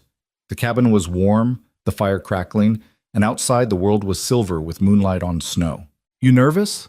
Colt asked, his arm around her shoulders as they sat together on the bench. Terrified, Nora admitted. Are you? Scared witless. He smiled. But in a good way, like standing at the edge of something big and knowing you got to jump. What if we fail? The question came out small. What if this doesn't work? Colt turned to face her, his expression serious. Then we'll figure it out together. But Nora, I ain't planning on failing. I'm planning on waking up next to you for the next 50 years. I'm planning on watching Eli grow up into a good man. I'm planning on building a life here that's worth living. He touched her face gently. And I'm planning on loving you every day I got left. It was the first time he'd said the word love. Nora's breath caught. You love me? Yeah, Colt said simply. I do. Probably did from the moment I saw you standing outside that store too proud to beg. You got under my skin, Nora Hayes. And I don't want you out. Nora kissed him, pouring 3 years of loneliness and fear and desperate hope into it. When they broke apart, she whispered against his lips, I love you too. God help me. I do. God ain't got nothing to do with it, Colt murmured. This is just us. Making a choice. Choosing each other. They sat together until the fire burned to embers, holding each other in the dark. And outside the old year gave way to the new. 1884 dawned cold and clear, full of promise and possibility. On the first Sunday of January, they dressed in their best clothes, which wasn't saying much. Nora wore her only good dress, dark blue and carefully mended. Eli had been scrubbed until he shined, his hair slicked down with water. And Colt wore a clean shirt and vest, his hat in his hands, his face freshly shaven. They rode together to the small church in Sheridan, Nora's stomach churning with nerves. She'd expected the church to be empty, but to her surprise, a dozen people waited outside. Jensen from the trading post, a few ranch hands Colt had worked with, and even Mrs. Patterson, an elderly widow who'd always been kind to her. Thought you might want some witnesses, Jensen said, grinning his gap-toothed grin. Congratulations, Ms. Hayes. Nora's eyes burned. Thank you. All of you. The ceremony itself was simple. The preacher, an aging man named Reverend Collins, spoke about commitment and faith, about the sanctity of marriage and the importance of family. He asked them to make their vows before God and these witnesses, and when Colt said, "I do," his voice was steady and sure. When it was Nora's turn, she looked into his blue eyes and thought about everything that had brought them here. The hunger, the fear, the desperate hope, the impossible kindness of a stranger who'd become everything. "I do," she said, and meant it with her whole heart. Colt slipped the silver ring onto her finger, and she felt the weight of it settle like a promise. Then the preacher pronounced them husband and wife, and Colt kissed her in front of everyone, gentle and reverent, and someone cheered. Afterward, Jensen produced a bottle of whiskey, and they toasted on the church steps, ignoring the scandalized looks from a few passing townspeople. Nora didn't care. She was married. She had a husband who loved her, and a son who was beaming so hard his face might split. They were a family. As they rode back to the cabin, their cabin now, together, Eli chattered endlessly about the ceremony, about how Colt looked like a real gentleman, about how Mama looked pretty. Nora leaned against her new husband's shoulder, feeling the solid warmth of him, and thought about the strange path that had brought them here. A month ago, she'd been starving and desperate, turned away from the last store in town. Now she was married to a good man who'd given her back her hope. "Happy?" Colt murmured, his arm around her waist. "Terrified," Nora admitted, "but yes, happy." "Good." He kissed the top of her head. "Because this is just the beginning." And watching the sun sink toward the mountains, painting the snow in shades of rose and gold, Nora finally let herself believe it. This was just the beginning. The cabin felt different that first night as husband and wife, though nothing physical had changed. Eli had fallen asleep almost the moment his head hit the pillow, exhausted from excitement, and now lay curled in his loft with the blanket pulled to his chin. Below, Nora stood by the fire, suddenly nervous in a way she hadn't been since she was 16. Colt moved quietly behind her, banking the coals for the night. She could feel his presence like a physical thing, warm and solid, and her heart hammered against her ribs.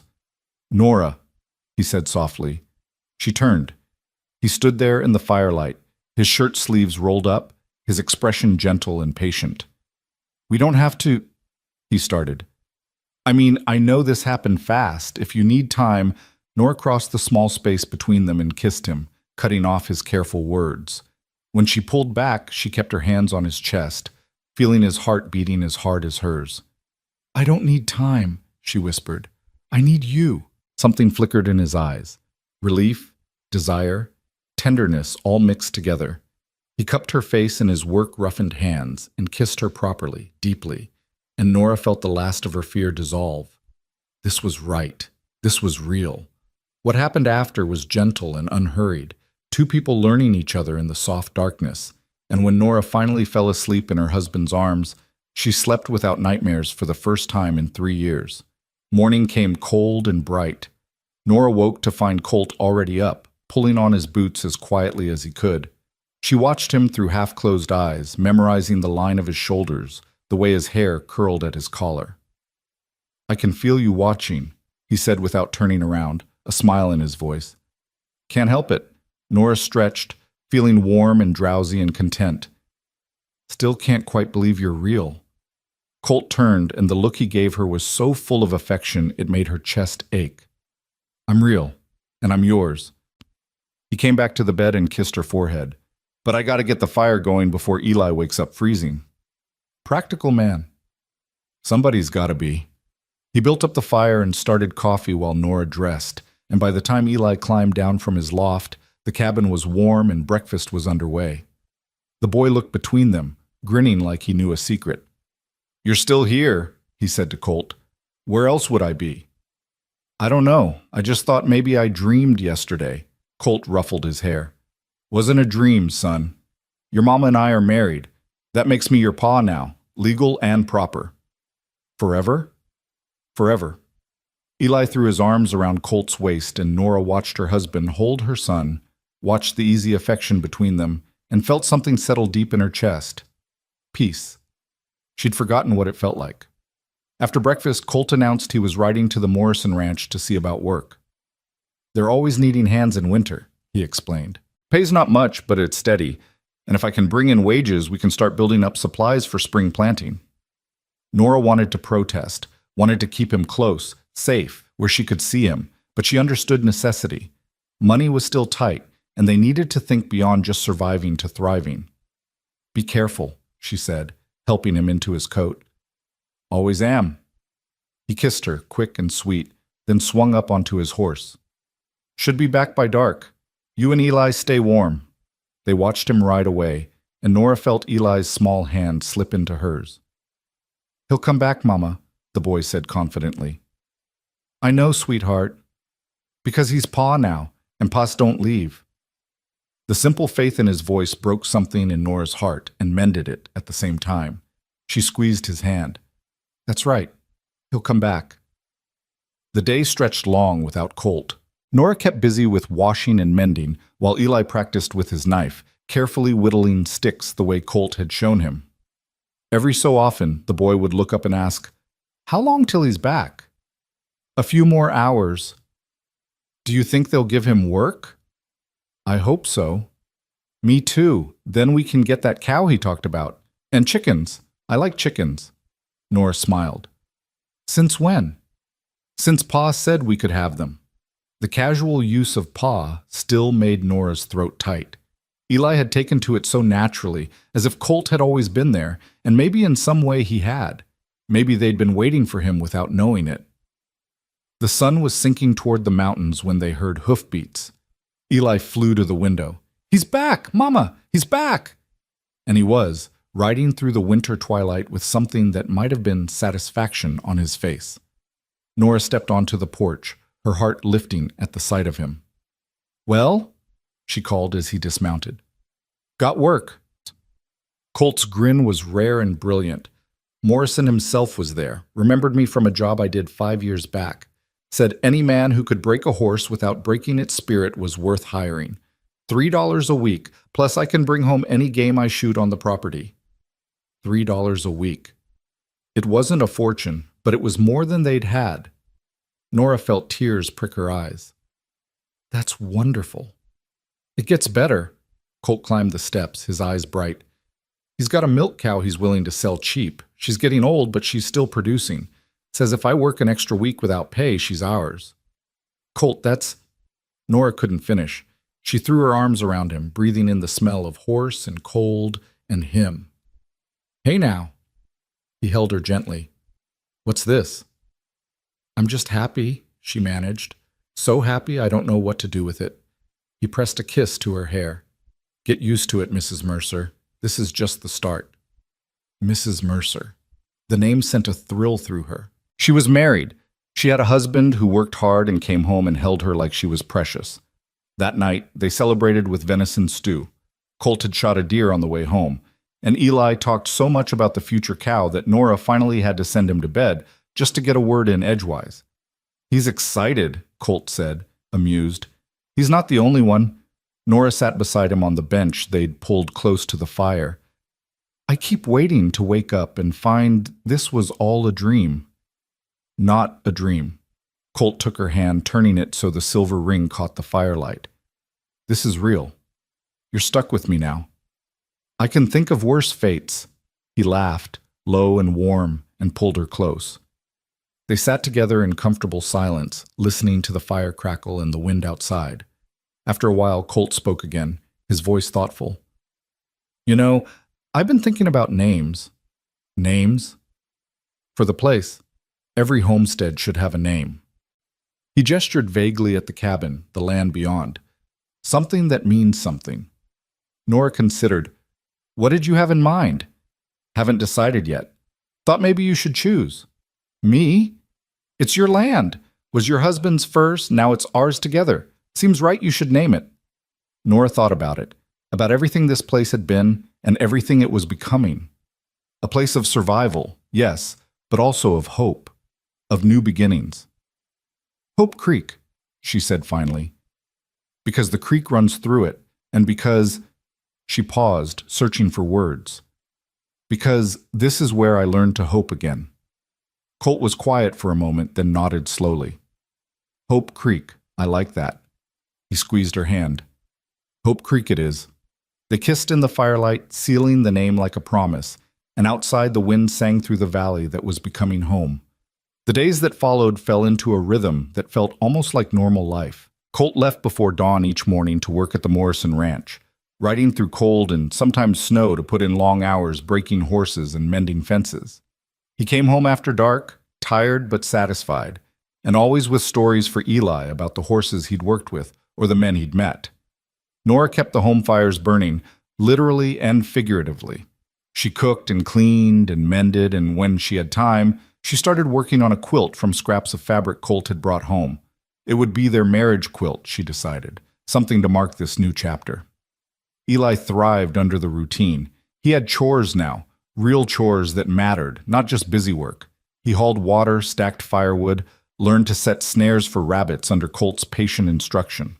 The boy was growing, filling out slightly now that there was regular food, and his laugh came easier. He's happy, Nora said one night, watching Eli sleep peacefully in his loft. So are you, Colt observed. He sat on the edge of their bed, she still got a thrill from thinking it, pulling off his boots.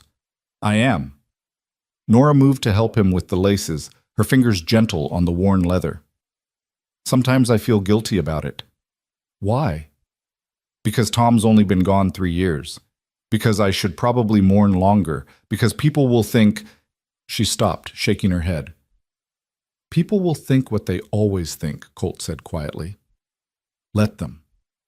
You got a right to be happy, Nora. Tom wouldn't want you suffering forever. You didn't know him. No, but I know you. And I know any man worth his salt would want his widow taken care of, his son raised right. If our situations were reversed, he paused, his jaw working. If I died and you were alone with Eli, I'd want someone to step up, someone good. I wouldn't want you grieving yourself into the grave. Nora looked at him, at this man who spoke so easily about sacrifice and care, and felt her love for him deepen another notch. You're a good man, Colt Mercer. I try. He pulled her close, resting his chin on her head. Now stop feeling guilty and come to bed. Morning comes early. She did, and fell asleep in his arms, warm and safe and home. 2 weeks into February, Colt came home early with news. Morrison had agreed to let him take the cow now, with the understanding that Colt would work an extra 2 weeks to pay off the balance. She's gentle, Colt said, his excitement barely contained. Name's Bessie. She'll give us milk, butter, cheese if we're lucky. Morrison's throwing in a laying hen, too. Says she's old but still productive. Eli was beside himself. When do we get them? Tomorrow, if the weather holds. Colt looked at Nora. We'll need to finish that lean-to proper, make sure it's tight, can't have them freezing. They spent the evening working by lantern light, Colt and Eli reinforcing the lean-to while Nora stitched together feed bags to make a warm covering. The work felt good, purposeful, building toward something. True to his word, Colt arrived home the next day leading a brown and white cow and carrying a crate with a rust-colored hen inside. Bessie was indeed old, her muzzle gray, but her eyes were kind and she came along placidly. The hen squawked indignantly about the journey but settled quickly once released into her new home. Eli was enchanted. He spent an hour just sitting in the lean-to, watching Bessie chew her cud and the hen scratch for non-existent bugs in the hay. He's going to sleep out here if you let him, Nora observed, standing with Colt in the doorway. Can't blame him. First real livestock we've had. Colt's arm came around her waist. Next spring, we'll get more chickens. Maybe a pig. Start building up properly. You really think we can do this? Make this place into a real working homestead? I know we can. His confidence was absolute. We got the land, we got the will, and we got each other. That's more than most people start with. Nora leaned into him, watching her son commune with their new animals, and let herself believe. They could do this. They were doing it. That night, Eli insisted on checking on Bessie and the hen 3 times before bed. Each time, Colt patiently accompanied him, showing him how to make sure they had fresh water, that the lean-to was secure against predators. You're good with him, Nora said when Eli was finally asleep and Colt had returned inside. He's a good kid, easy to be good with. Colt shed his coat and moved to the fire to warm his hands. He reminds me of myself at that age, hungry for guidance, for someone to show him how to be a man. Did you have that? After your father died? Colt was quiet for a moment. For a while. That ranch foreman I told you about, he taught me a lot. Taught me that being a man wasn't about being hard or cruel. It was about being steady, keeping your word, doing what's right even when it's difficult. He looked at her. I try to pass that on to Eli. He worships you. He shouldn't. I'm just doing what any decent man would. That's where you're wrong. Nora came to stand beside him. Most men wouldn't have stopped that day in town. Most men wouldn't have stayed. Most men... Her voice caught. Most men aren't you. Colt turned to face her, his expression serious. I'm not perfect, Nora. I got a temper when pushed. I'm stubborn as a mule about some things. I can't read or write more than my name. I ain't educated or refined. I don't want educated or refined. Nora put her hand on his chest, feeling his heartbeat steady beneath her palm. I want you exactly as you are. He pulled her close and kissed her, deep and thorough, and for a long moment the world narrowed to just the two of them, the fire crackling, the night beyond the walls. When they finally broke apart, Colt rested his forehead against hers. I love you, he said quietly. Don't think I say it enough, but I do. You and that boy, you're everything to me. I love you too, Nora whispered. So much it scares me sometimes. Don't be scared. His hands cupped her face, gentle despite their calluses. I ain't going anywhere. You're stuck with me. Promise? Promise. They stood together in the firelight, holding each other against the cold, and Nora felt the last of her fear finally release its grip. He wasn't leaving. He was here, solid and real and hers. March arrived with brief hints of thaw, though winter wasn't ready to relinquish its hold yet. Colt continued working at the Morrison Ranch, and the steady wages were building up a small cushion of savings. They had enough now for seed in spring, maybe even enough for lumber to add that extra room Colt wanted. Life felt almost comfortable, which should have been a blessing. But Nora had learned that comfort often preceded trouble. It came on a cold afternoon when Colt was at work, and Eli was outside checking on Bessie. Nora heard horses and looked up to see 3 riders approaching. Her stomach dropped when she recognized them, Frank Dawson, Pete Riley, and a man she didn't know, hard-faced and mean-looking. She stepped onto the porch, wiping her hands on her apron, trying to project calm she didn't feel. Mrs. Mercer, Dawson said, and the way he said her married name made it sound like an insult. Heard you had a wedding. Congratulations. Thank you. What can I do for you, gentlemen? Just wanted to check on you. Riley's smile was oily. Make sure everything's proper. Everything's fine. My husband will be home soon, if you'd like to speak with him. Oh, we know where your husband is. The third man spoke for the first time, his voice rough. Working for Morrison, making $3 a week. That's not much to support a family on. Nora's spine stiffened. We manage. Do you? Dawson leaned forward in his saddle. See, the thing is, Nora, folks in town are concerned. A widow marrying some drifter nobody knows, rushing into it. Colt's not a drifter. He's a ranch hand with steady work. For now. The third man spat tobacco juice. But what happens when Morrison don't need him no more? What happens when he gets restless and moves on? You thought about that. He's not going anywhere. That's what they all say. Riley's voice was falsely sympathetic. Look, we're just trying to help. There's men in town, good men with property and prospects, who'd court you proper if you were available. I'm not available. I'm married. Marriages can be annulled, the third man said bluntly. Especially when they're rushed, especially when there's questions about the circumstances. Nora's blood went cold. What are you suggesting? Just that if you want it out, there's ways, and there's men who'd be happy to step in, respectable men. Get off my property, Nora's voice shook with rage. Right now. Now, Nora, I said get off my property. She stepped down from the porch, her hands clenched into fists. I'm married to Colt Mercer by choice, before God and witnesses. And if you or anyone else has a problem with that, you can take it up with him directly. But you don't come to my home and insult him when he's not here to defend himself. That's cowardice. Dawson's face darkened. You're making a mistake.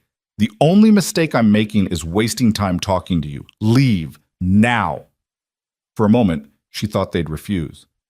Then Eli emerged from the lean-to, carrying his small knife like a weapon, his young face fierce. You heard my mama, he said, his voice high but brave. Leave our land, the third man laughed. Got yourself a fierce little protector there, Nora. His name is Mrs. Mercer, Eli said firmly. And this is our land, all of ours. So get out. Something in the child's bravery seemed to amuse them. Dawson shook his head, still smirking. All right then, we'll go. But you remember what we said, Nora. When that husband of yours shows his true colors, don't say we didn't warn you.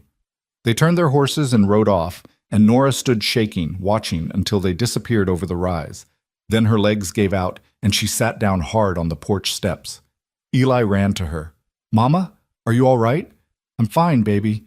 She pulled him close, breathing hard. You were very brave. They were mean. Yes, they were. Pa's not going to leave, is he? The fear in his voice broke her heart. No, sweetheart, he's not. Promise? I promise. But even as she said it, a small voice in the back of her mind whispered doubts. What if they were right? What if Colt did get restless? What if she'd trusted too much, too fast? She crushed the thoughts down ruthlessly. She'd made her choice. She'd chosen Colt, and he'd chosen her. And she wouldn't let poisonous gossip undo that.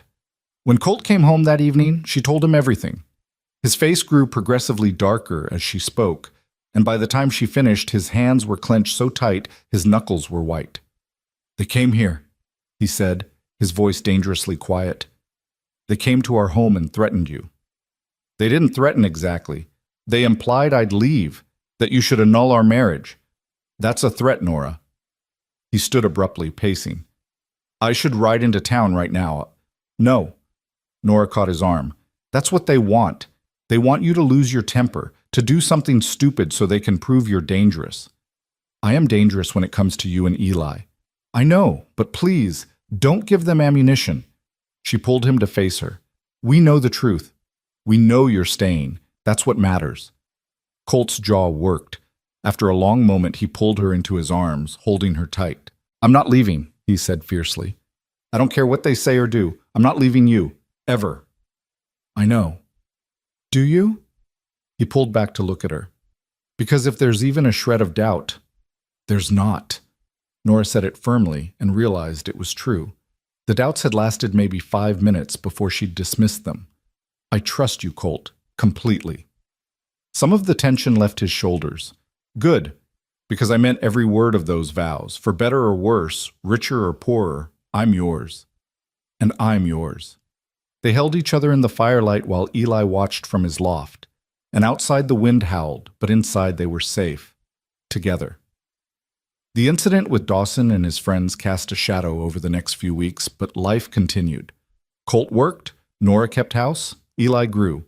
Bessie produced milk faithfully, and the hen laid eggs almost every day. They were building something real, a life, a home, a future.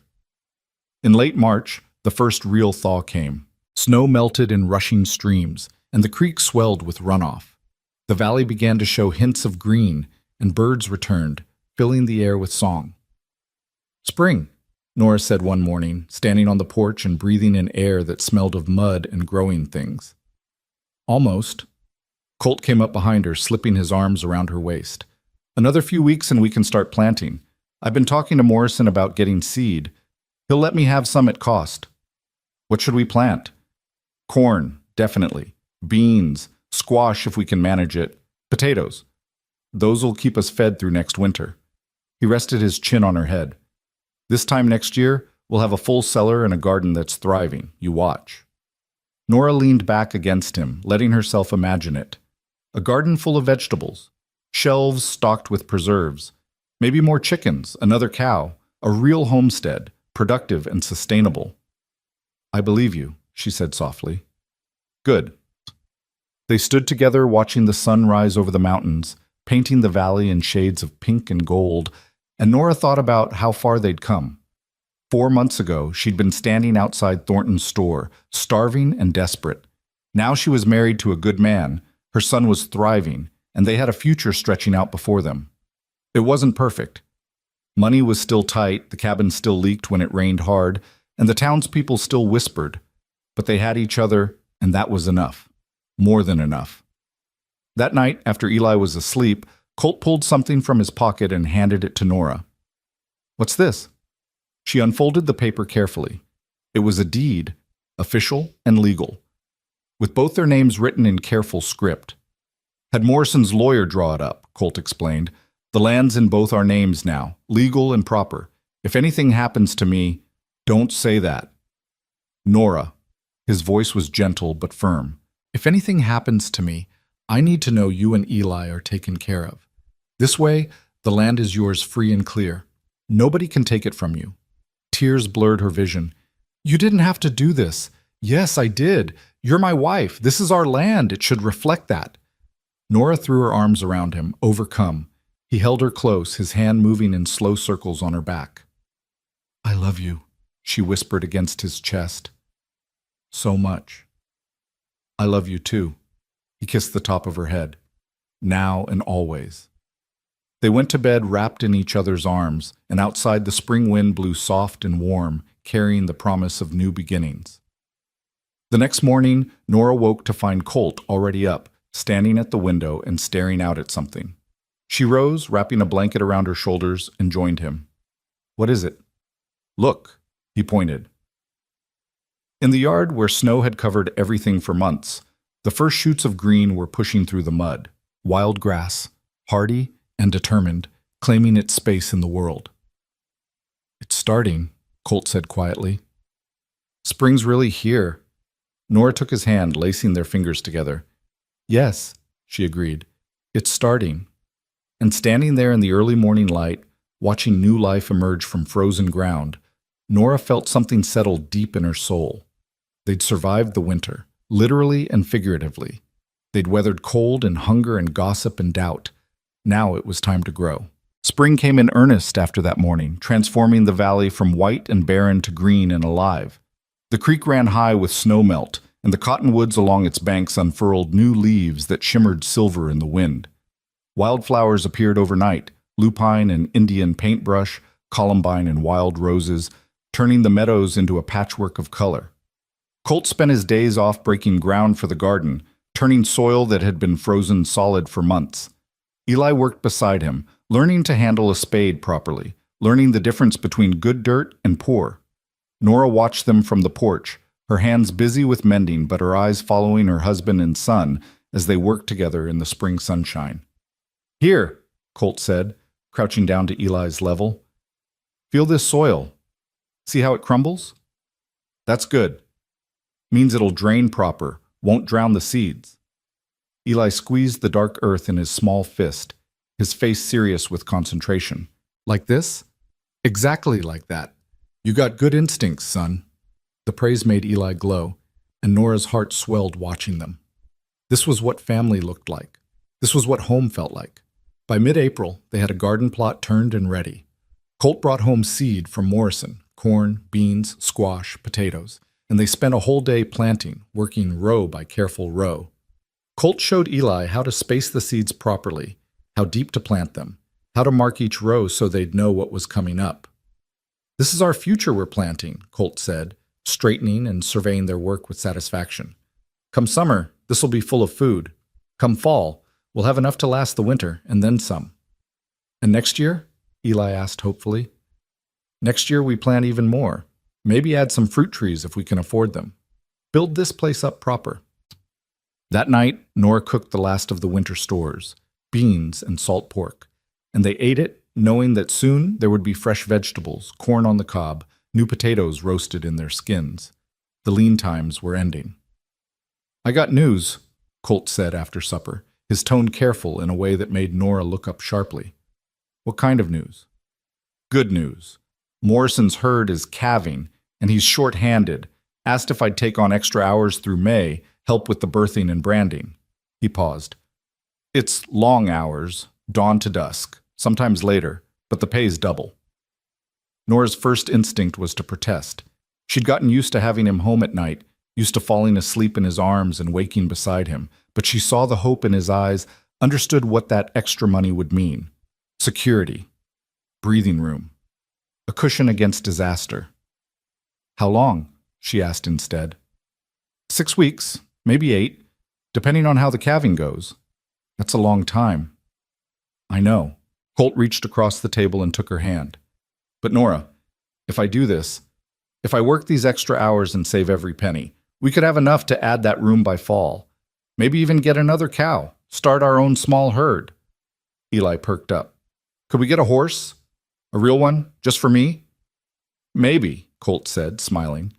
If you keep working hard and learning, a horse is a responsibility, not a toy. I know, I'd take care of it, I promise. Nora looked between them, her 2 men with their dreams and plans, and made her decision. All right, take the extra work. We'll manage. Relief crossed Colt's face. You sure?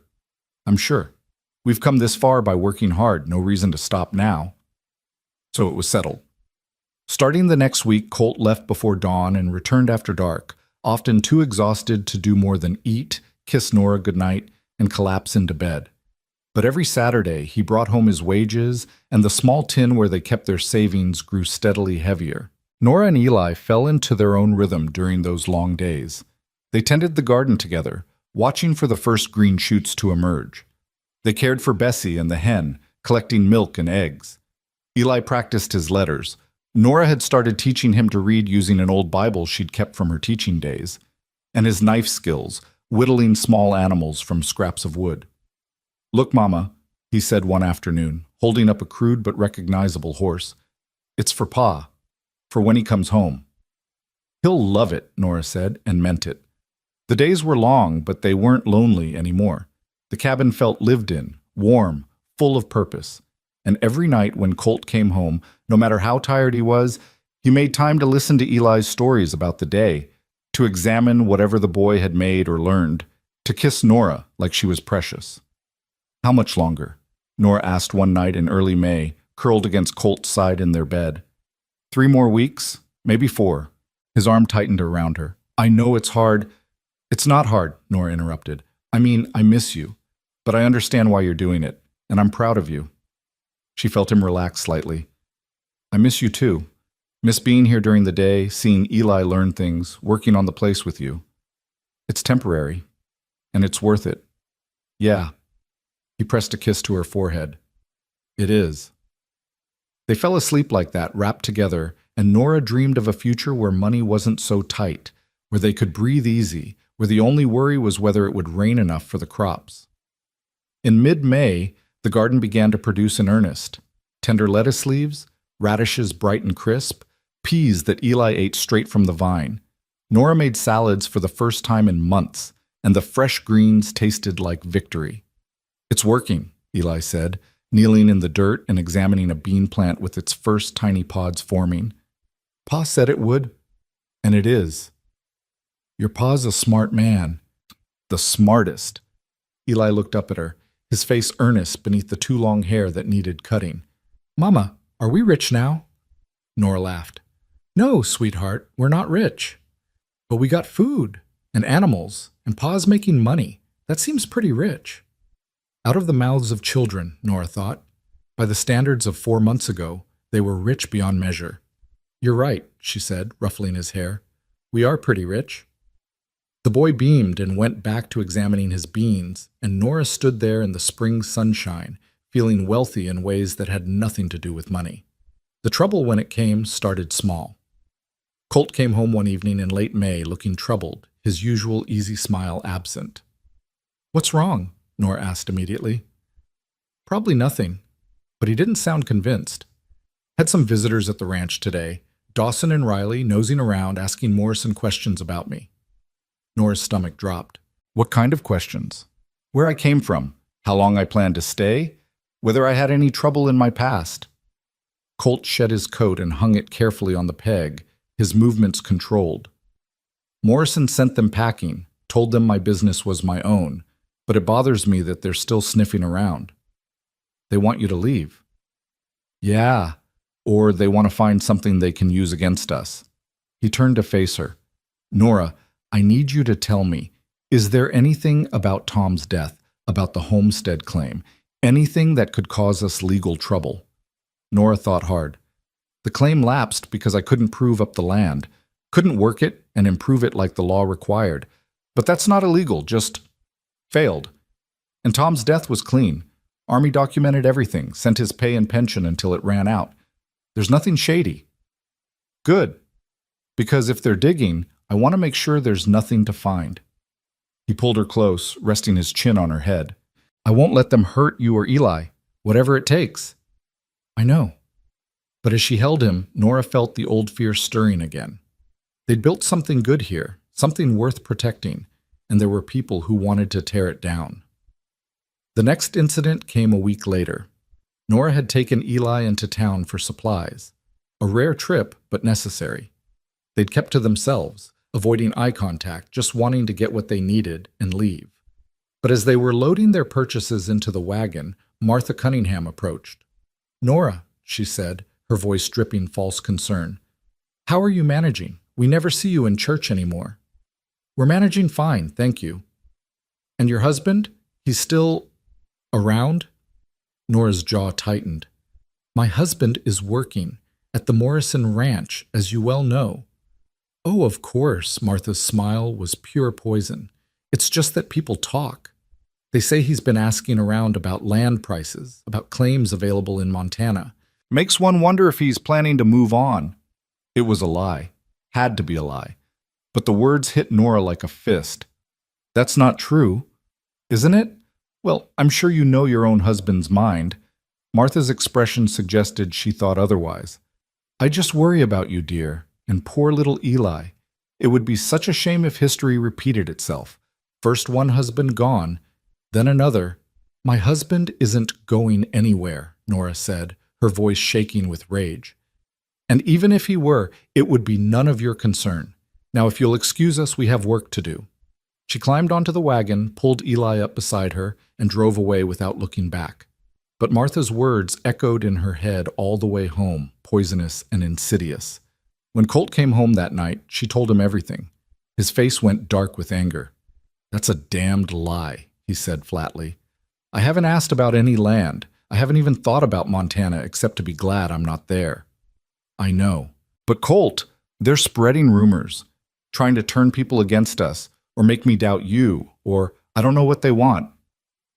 They want me gone and you desperate enough to accept help from one of their respectable men. Colt's voice was hard. They want to erase me from the picture. That's not going to happen. No, it's not. He took her hands, his grip firm and steady. Nora, look at me. I'm not going to Montana. I'm not going anywhere. This is my home. You and Eli are my family. Nothing and nobody is going to change that. Promise me. I promise. He pulled her close and she buried her face in his chest, breathing in the familiar smell of him, horse and hay and honest sweat. I promise on everything I hold sacred. I'm yours and you're mine, and that's how it's going to stay. Eli appeared in the doorway of his loft, his young face worried. Are the bad men coming back? No, son, Colt said firmly. And if they do, they'll have to go through me first. Can I help? You help by taking care of your mama when I'm at work, by being brave and smart and good. That's the best help there is. Eli nodded solemnly, accepting this responsibility, and Nora felt a fierce rush of love for both of them, her son trying so hard to be strong, her husband teaching him how. They weathered the rumors the same way they'd weathered everything else, by holding tight to each other and refusing to let go. Colt finished his extra hours at the Morrison Ranch in early June, and the money he'd saved was more than Nora had seen in one place in her entire life. $60, he said, counting it out on the table with reverent care. 60 actual dollars. Eli's eyes were huge. That's a fortune. It's a start, Colt corrected. A good start, but just a start. He looked at Nora. What do you think, room addition first or livestock? Nora considered. The cabin was cramped, especially now that Eli was getting bigger. But more animals meant more food security, more to sell or trade. What do you think we need most? She asked. Honestly, the room. We need space, proper space for Eli as he grows, space for us, maybe eventually space for... He stopped, color rising in his cheeks. For what? Nora asked, though she thought she knew. For more children, if that's something you want. Nora's breath caught. They'd never talked about it, not directly, but standing there looking at her husband's hopeful, slightly nervous expression, she realized she did want it. Wanted to have his child, wanted to give Eli siblings, wanted to fill this home they were building with life and noise and love. I want that, she said softly. Colt's face lit up like sunrise. He crossed to her and cupped her face in his hands, kissing her thoroughly. Then we'll build that room. Make it proper. Make it a real home. It's already a real home, Nora said. But yes, let's build. They started work the following week. Colt took on a partner, a carpenter from Sheridan named Robert Chen, who owed Morrison a favor and agreed to help in exchange for fresh beef and vegetables. Together, they framed out an addition on the east side of the cabin, 12 feet by 12 feet that would serve as a bedroom for Eli, giving the main room back to Colt and Nora. Watching the structure take shape was surreal. Nora stood in the yard, hand shading her eyes, watching her husband work shirtless in the summer heat, his muscles moving beneath sun-bronzed skin, and thought about how impossible this would have seemed 6 months ago. You're staring, Eli observed, coming to stand beside her. I'm admiring the construction. You're staring at Pa, Eli corrected, grinning. It's okay. He stares at you too when you're not looking. Nora felt her face heat. Go check on Bessie, she said, trying to sound stern and failing completely. The boy laughed and ran off, and Nora went back to staring, admiring, watching her husband build their future one board at a time. The room was finished by mid-July, complete with a real window, proper door, and enough space for a bed, a chest, and room for Eli to play. The boy was ecstatic, immediately claiming it as his domain and arranging his few possessions with careful pride. This is the best room ever, he declared, standing in the middle and turning in a slow circle. I'm glad you like it, son. Colt stood in the doorway, dusty and tired, but smiling. You earned it, working as hard as you did this spring. Can I really sleep here, tonight? It's your room. You can sleep here every night. Eli threw his arms around Colt, then ran to hug Nora, then back to Colt, unable to contain his joy. Watching him, Nora felt tears sting her eyes. Her son had gone from a half-starved child living in desperate poverty to a healthy, happy boy with his own room and a father who loved him. The transformation was miraculous. That night, after Eli was settled in his new room and finally asleep from excitement, Colt and Nora lay together in their own bed, enjoying the privacy for the first time since they'd married. This is nice, Nora murmured, her head on his chest. Having space. Being able to talk without worrying about waking him. Among other things, she could hear the smile in Colt's voice. Among other things, she agreed, smiling herself. They made love slowly, leisurely, taking their time now that they had the luxury of privacy, and afterward lay tangled together, drowsy and content. Nora? Colt's voice was soft in the darkness. I'm happy. Really happy. I didn't think I'd ever feel like this, but I do. Nora lifted her head to look at him. Like what? Like I belong somewhere. Like I'm part of something that matters. He stroked her hair, his touch gentle. Like I'm home. You are home, Nora said firmly. This is your home. We're your home. I know, and that's... His voice caught. That's everything. They held each other in the dark, two people who'd found each other in the most unlikely way, and Nora thought about how strange life was. 6 months ago, she'd been starving. Now she was lying in her husband's arms, her son safe and happy in the next room, planning for a future that stretched out bright and full of promise. Thank you, she whispered. For what? For stopping that day in town, for not walking away, for staying when you could have left, for choosing us. Colt pulled her closer. Best decision I ever made. August brought the full heat of summer and the first real harvest from their garden. Corn ripened on the stalks, beans hung heavy on the vines, squash sprawled across the ground, producing fruit faster than they could eat it. Nora spent her days preserving and canning, putting up food for winter, and the shelves in the cabin began to fill with jars of beans and corn and pickles. "Look at all this," Eli said one evening, surveying the growing collection with pride. "We're not going to be hungry this winter." "No, son," Colt agreed. "We're not." It was a promise they could keep now. Between the garden, Bessie's milk, the eggs from their 3 chickens, they'd acquired 2 more, and Colt's steady wages, they had enough. Not luxury, not wealth, but enough. And enough felt like everything. In early September, Morrison approached Colt with an offer.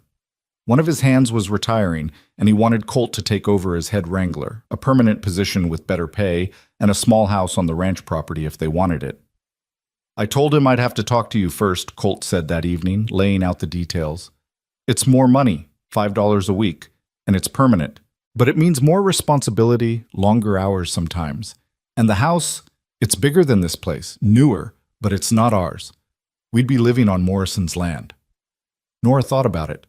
More money would be security they'd never had. But this cabin, this land, it was theirs. They'd bled for it, worked for it, built it up from nothing. "What do you want to do?" she asked. "I want whatever you want." Colt took her hand. "This is our decision, Nora. Together. Could we keep this place? Keep improving it, maybe rent the Morrison house temporarily while we build up our own homestead?" Colt's eyes lit up. "That's smart thinking. Morrison might go for that. We'd be on hand for emergencies, but we'd still have our own place. I could talk to him." "Do it."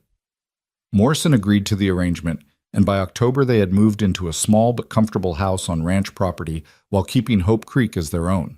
It was strange at first, living in a place with real glass windows, a proper stove, wooden floors instead of packed earth. But they filled it with their presence, made it feel like home even knowing it was temporary. The real home was still the cabin by the creek, where they'd survived the worst winter of their lives and come out stronger. That would always be home.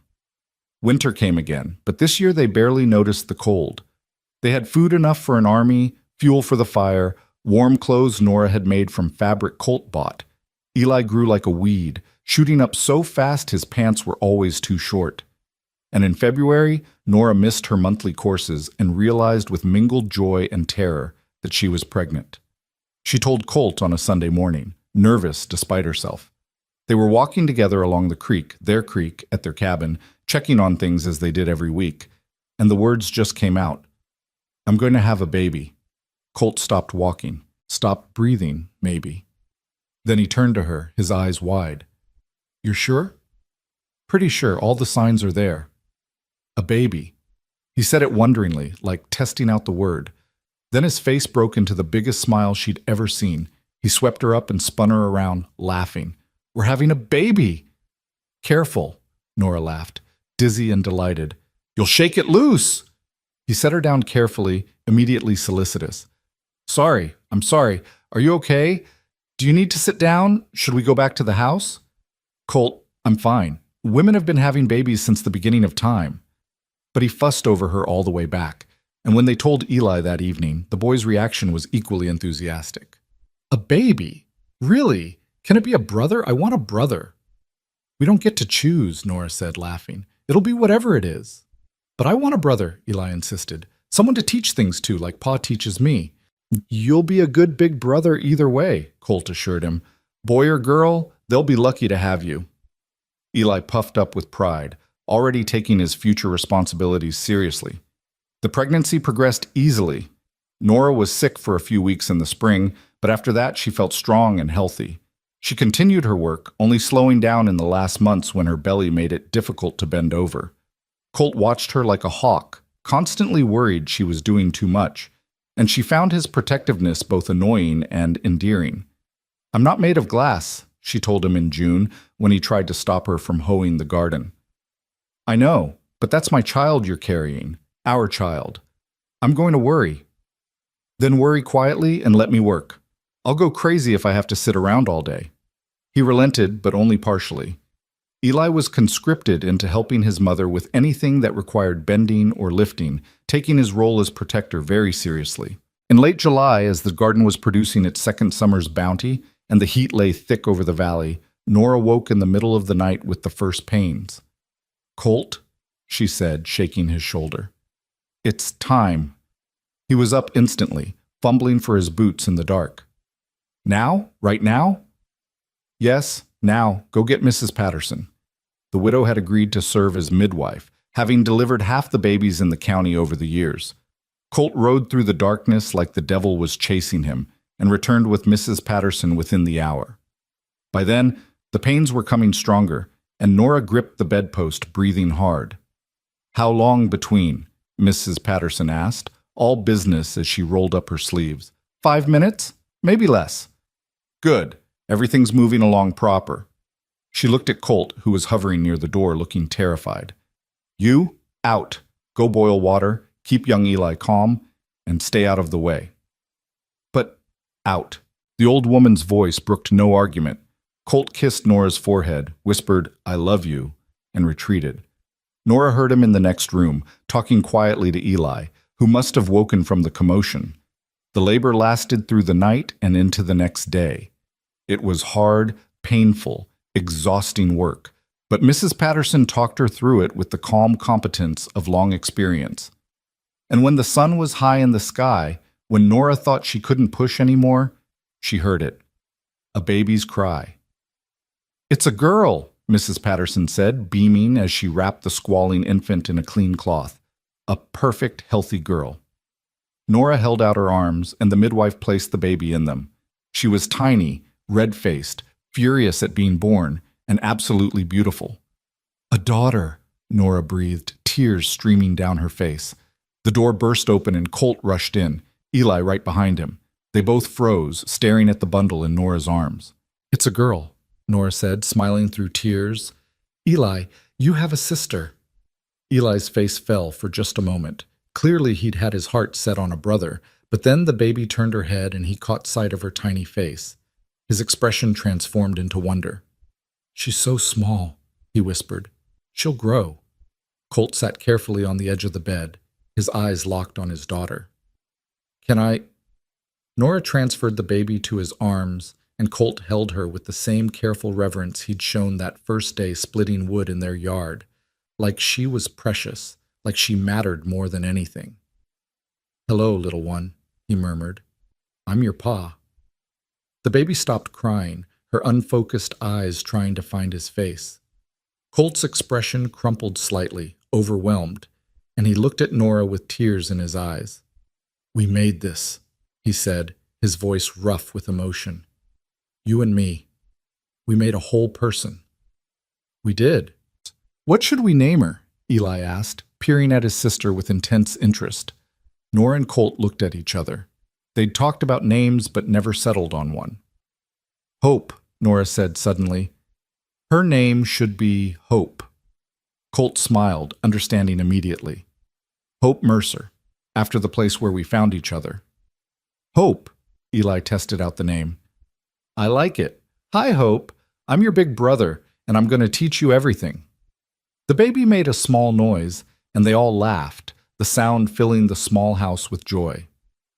Mrs. Patterson finished cleaning up and took her leave, promising to check back in a few days.